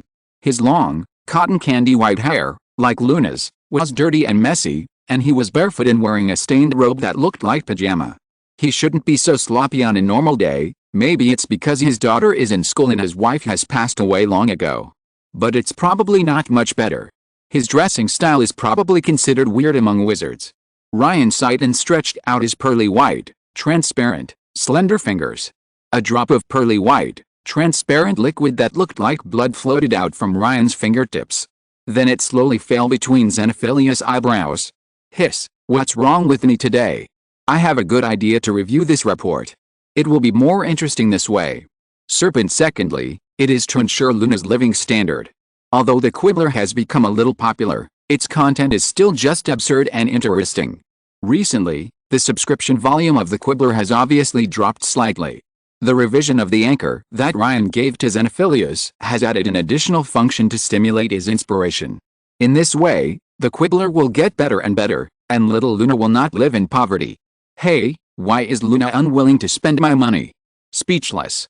Ghost Ryan couldn't help but smack his lips and disappeared on the spot on the other side. The lights in the Hogwarts principal's office were still on. Owls kept flying in and out, delivering and sending letters, but Dumbledore, who was still writing furiously at the long table, did not feel tired at all. For the first time in his life, he felt alive. The British magical world operated and changed according to his ideas. Under his letters he corrected one by one those ugly and bad habits that he thought were hiding in the ivory tower and dare not face one after another. Unjust, false and wrong cases were overturned under his orders. Wizards also stopped standing still and began to learn Muggle things and combine them with magic. I heard that a new cinema was recently built in Diagon Alley, which is the work of Skywalker Alchemy Workshop. Dumbledore had taken time to go there, and the decoration was very similar to the movie theaters in the Muggle world. And even more similar to Tom's defense against the dark arts classroom. The movies it plays are not just modified projectors, to the extent that they can operate in the magical magnetic field. That movie was more like using a pensieve, making people feel as if they were really entering a memory, giving them an immersive feeling. However, this is also a bit bad, as the adult scenes in the movie are too realistic. At that time, Dumbledore really regretted that his nose was not as sensitive as other old wizards. After that scene, Dumbledore clearly smelled the scent of heather coming from the seat next to him. If only he didn't know who the wizard next to him was. But unfortunately, as the headmaster of Hogwarts, at his age and with such a good memory, he knows 90% of the wizards in the British wizarding world. Seeing the former serious students at Hogwarts blushing in the dark really gave the centenarian a great shock. The Triwizard Tournament. Igor Karkaroff will launch it next year. Well, there's another school called Boxbuttons. Next year? He is also a Death Eater. Will Tom change his target? Does Tom want to revive with Harry's body tissue? Dumbledore narrowed his eyes and wrote down his agreement. It's not impossible. Harry's body tissue is actually easy to obtain. Tom can get things like hair, nails, etc. by controlling any young wizard Harry is familiar with. Also, here is the Elder Want place on the table, the Elderberry, the Extraordinary Guy. The next chapter will be posted later today. P.S. Thanks to my classmate 10 Years of Bookworm Life for another 2 monthly tickets, and other classmates for their recommendations and subscriptions. Chapter 348 Testing. The Headmaster's Office is an office in Hogwarts Castle, where the then headmaster of Hogwarts School of Witchcraft and Wizardry works and lives. This office is located on the 8th floor of the castle and has a gargoyle at the entrance. It is responsible for guarding the entrance to the principal's office. Only when the correct command is given to it will the gargoyle jump aside, move slowly upwards. This also means that even Hogwarts professors cannot enter the headmaster's office without a password. Today, as the clock struck 12 midnight, 2 figures stopped in front of a huge, hidden stone monster. Wow, Severus, long time no see. The handsome young man who looked more like a student turned sideways and stood in front of the middle-aged man with a sallow face and a look of hatred and resentment. Hello. Sallow face looked stiff and his eyes were empty, as if the person in front of him was air blowing bubble gum. The handsome young man raised his eyebrows and followed the sallow-faced middle-aged man who went straight upstairs because of the appearance of the stairs. Why? Afraid to talk to me? Or out of guilt? Betrayed your master? A sallow face remained silent. We're here. The middle-aged man called Severus spoke in front of a shining oak door with a brass knocker in the shape of a griffin. The muscles of his lips were twisted together so tightly that it seemed like 100 years had passed before a tiny gap was barely visible. The handsome young man wanted to speak, but a steady, gentle voice came from behind the door. Come in, Severus and Tom. Dumbledore. I don't know why you want me to come here with this person at this time. Snape's face regained its vitality as he entered the door, and he complained to Dumbledore, like a child who was bullied by his father and complained to his mother. Yes, Severus obviously still minds being with his old master. The handsome young man Riddle walked in slowly. I want to ask about your views on Karkaroff. Dumbledore crossed his arms, looking very serious, but his luck is worse. What? The guy called Voldemort is targeting him again. Well, did Arthur Weasley's actions alert him? Riddle asked casually at first, but then he became serious. He was very curious about the whereabouts of Voldemort's loser. In my eyes, Karkaroff is a coward. Eater. Snape frowned and said directly. Then they both looked at Dumbledore. Very good, Tom, your guess is correct. I thought so too. Igor Karkaroff suddenly wrote to me, saying that the Triwizard Tournament will be held again next year, namely, Hogwarts, Durmstrang, and Buxbuttons. In my opinion, Voldemort has taken over Karkaroff's body just like he did to Greyback. It's easy to maintain a temporary body for more than a year. After all, potions are very cheap nowadays. Plus, Karkaroff is the headmaster, has a high salary, and can purchase some expensive potions. As long as he uses them carefully, he won't collapse as quickly as Quirrell. Dumbledore adjusted his half-moon glasses. By the way, Severus, please write a letter to Karkaroff to test the waters if your relationship is really that good. And you, Riddle, always be aware of whether Voldemort has resurrected. However, the most important thing is to look at Harry. If there's a problem, he should react. Dumbledore looked at both of them seriously. Time, 9 p.m., on the Quidditch pitch. Come on. I think we all realize the importance of training. In the previous game, Gryffindor vs. Slytherin. Okay, Zhang, you need to train to dodge the attacks of the bludgers. You may be very fast, but you are too straightforward. Henry, you are a veteran, but as a beater you still lack a bit of aggressiveness. As for Roger and Phoenix, you two should continue to keep up the good work. Bradley. Richard, you two need to keep working hard. I suggest that you two can practice with each other privately. Hagrid? Ron asked when he saw that Harry's voice was hoarse. I'm planning on getting some interesting magical creatures for a competition, and I wanted to ask for your advice, Hagrid whispered, as if someone was eavesdropping Sip to calm himself down. What? I wouldn't ask you. Well, it was Dumbledore who said that I was not very good at assessing the danger of magical creatures, as could be seen from what happened to Aragog and the others. Hagrid shrugged helplessly. What's that game? Harry asked hoarsely. Well, I should be able to tell you this. After all, Dumbledore asked me to ask for your opinions. Other Quidditch teams should also know about it. For example, Wood and Flint should know about it, Hagrid said mysteriously. Hey. Why? If it wasn't you, Hagrid, then Harry and the captain of Hufflepuff would probably be the only ones who didn't know. Ron waved his fist in dissatisfaction. If I were Dumbledore, I would do the same. Their last Quidditch game. Hagrid became serious. He knew how important that boy Wood was to the Gryffindor team. What? Harry gasped in surprise. Ron's eyes widened as well. Because there's something much more important next term, much more important than Quidditch. His beard had covered most of his face, it could not hide the blush on his face. Chapter 349 Abnormal Draco. 10 minutes after Harry waved his wand and a paper crane flew out, Draco trotted over. The Triwizard Tournament was founded about 700 years ago. It is a friendly competition between the three largest magical schools in Europe. The three schools are Hogwarts, Buxbuttons and Durmstrang. Each school selects a champion, and then the three champions compete in three magical events. Agrees that this is a great way for young wizards from different countries to build friendships, but later, the death toll was too high, and the Triwizard Tournament was discontinued. Seeing Ron's puzzled face, Harry explained. Hagrid agreed. There have been several attempts to revive the contest over the centuries, but none have been successful. Honestly, do you really think it's dangerous? Some casualties caused by magical creatures. In my opinion, the most exciting ones are the mighty and magical creatures in the competition, such as the chicken-bodied snake-tailed monster, the human-headed lion-bodied manticore, and the leopard. It is so interesting to design wonderful projects around these rare and beautiful creatures. I never thought I would see the Triwizard Tournament summarized in my lifetime. Hagrid's eyes sparkled when he talked about those creatures' competition. 3 warriors were required to catch it, but it escaped unexpectedly and injured the 3 headmasters. The non-Gdu panther was a difficult problem in the 3rd project in 1797. A Boxburton's warrior was even poisoned to death because of it. There is also the manticore. In the 1802 Triwizard Tournament, a Durmstrang contestant used dark magic on it, and the contestant was brutally dismembered. I think Dumbledore's advice is really necessary for you. If you are also prepared to use these dangerous magical creatures. Draco said seriously. Harry and Ron's expressions also changed from careless to serious as Draco said this.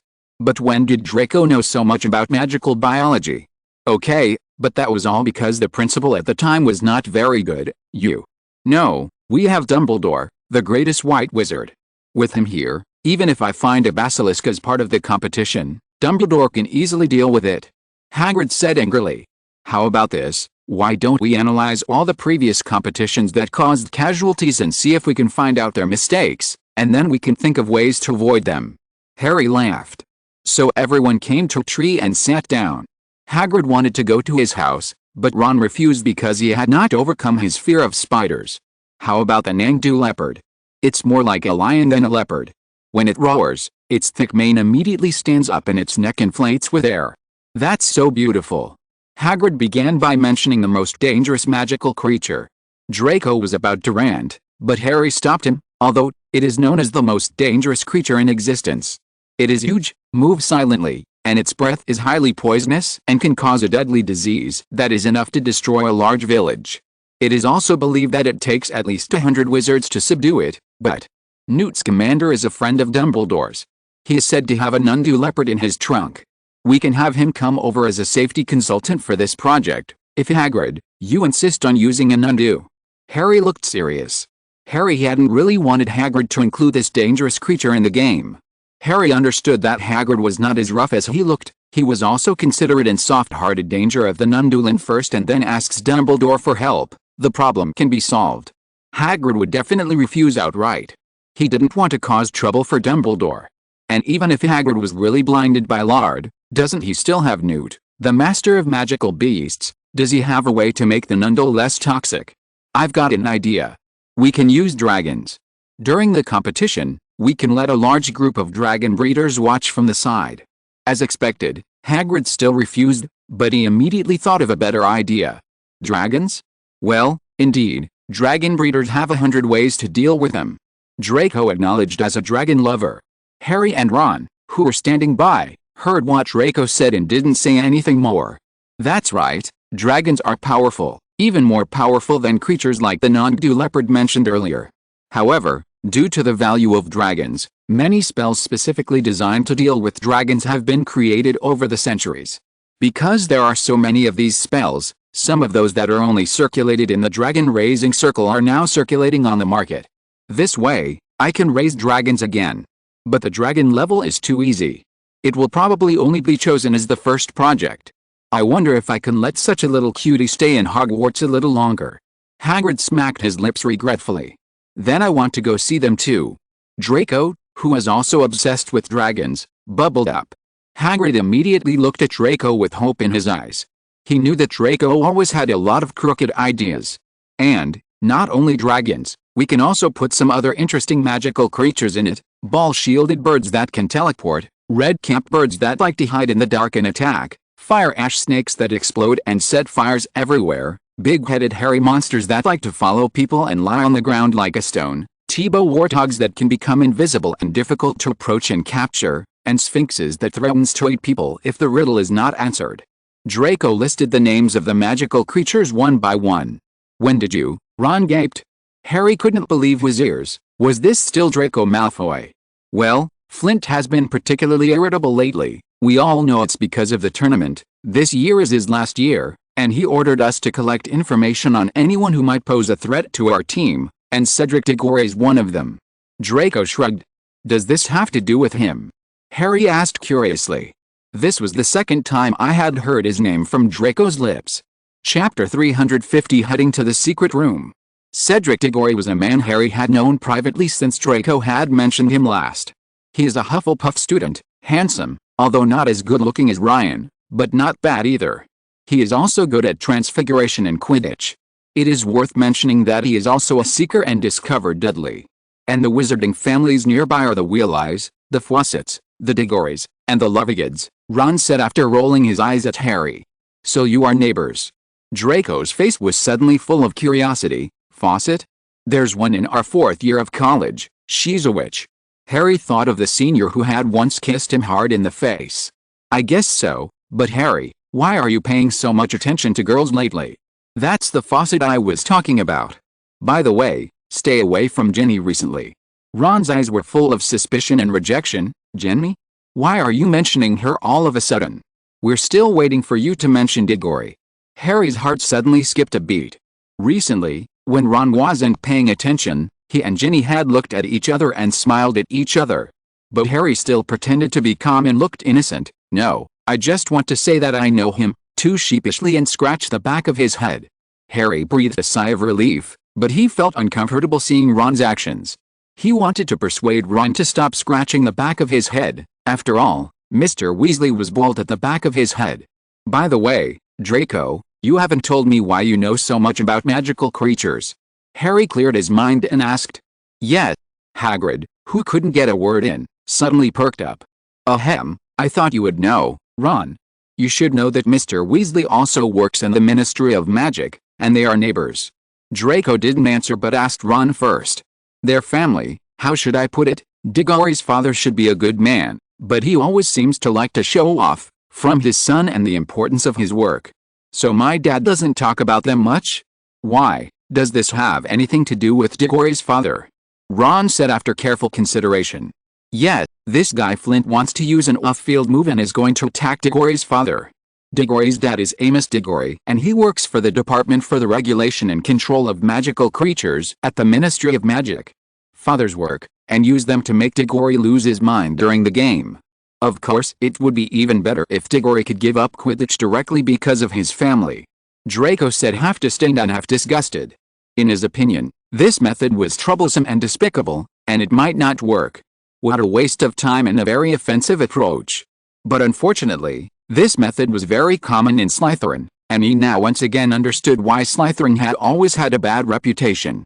Even before Voldemort showed up. "Is that why you've also started reading books about magical creatures?"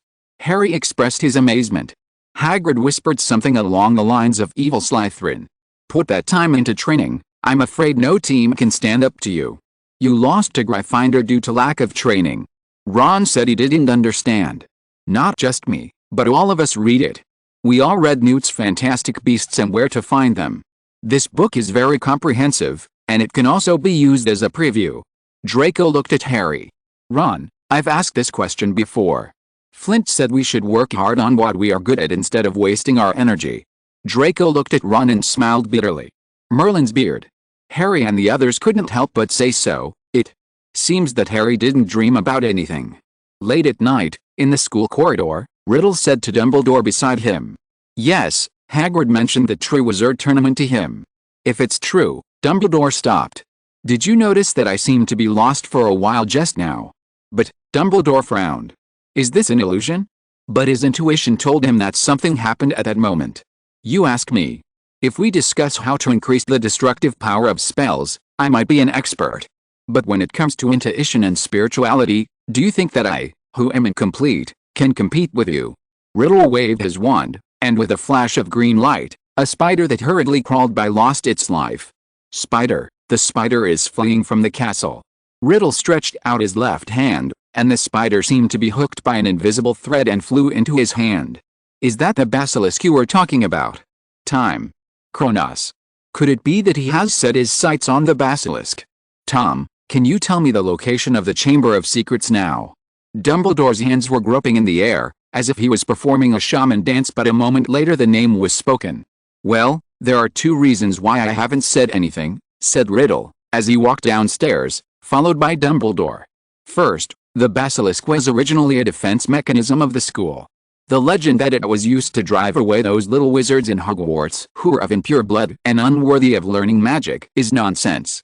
I was worried you might hurt item." Riddle paused, then continued down the stairs. Dumbledore pointed his wand at himself and Riddle, and they both left the ground and began to float below. "Strange magic. Second, I don't think I need to say more. We're already here. I don't want people to think that my ancestor was a pervert," Riddle said helplessly at the entrance to the girls' bathroom on the 3rd floor of the basement. "If I had known, I wouldn't have used the magic to speed up just now. Let's see what excuse you have." Dumbledore waved his wand again, and he and Riddle's feet fell from the air to the ground. He looked at Riddle mischievously with a strange smile. "As for the basilisk, well, maybe it's a good thing that they won't encounter that mysterious wizard." End of this chapter. Thank you very much for reaching the end. Don't forget to like. Looking for more exclusive content and immediate access? Subscribe to our Patreon. Remember, every like, subscription, or donation encourages us to continue. Thanks to everyone. See you in the next video.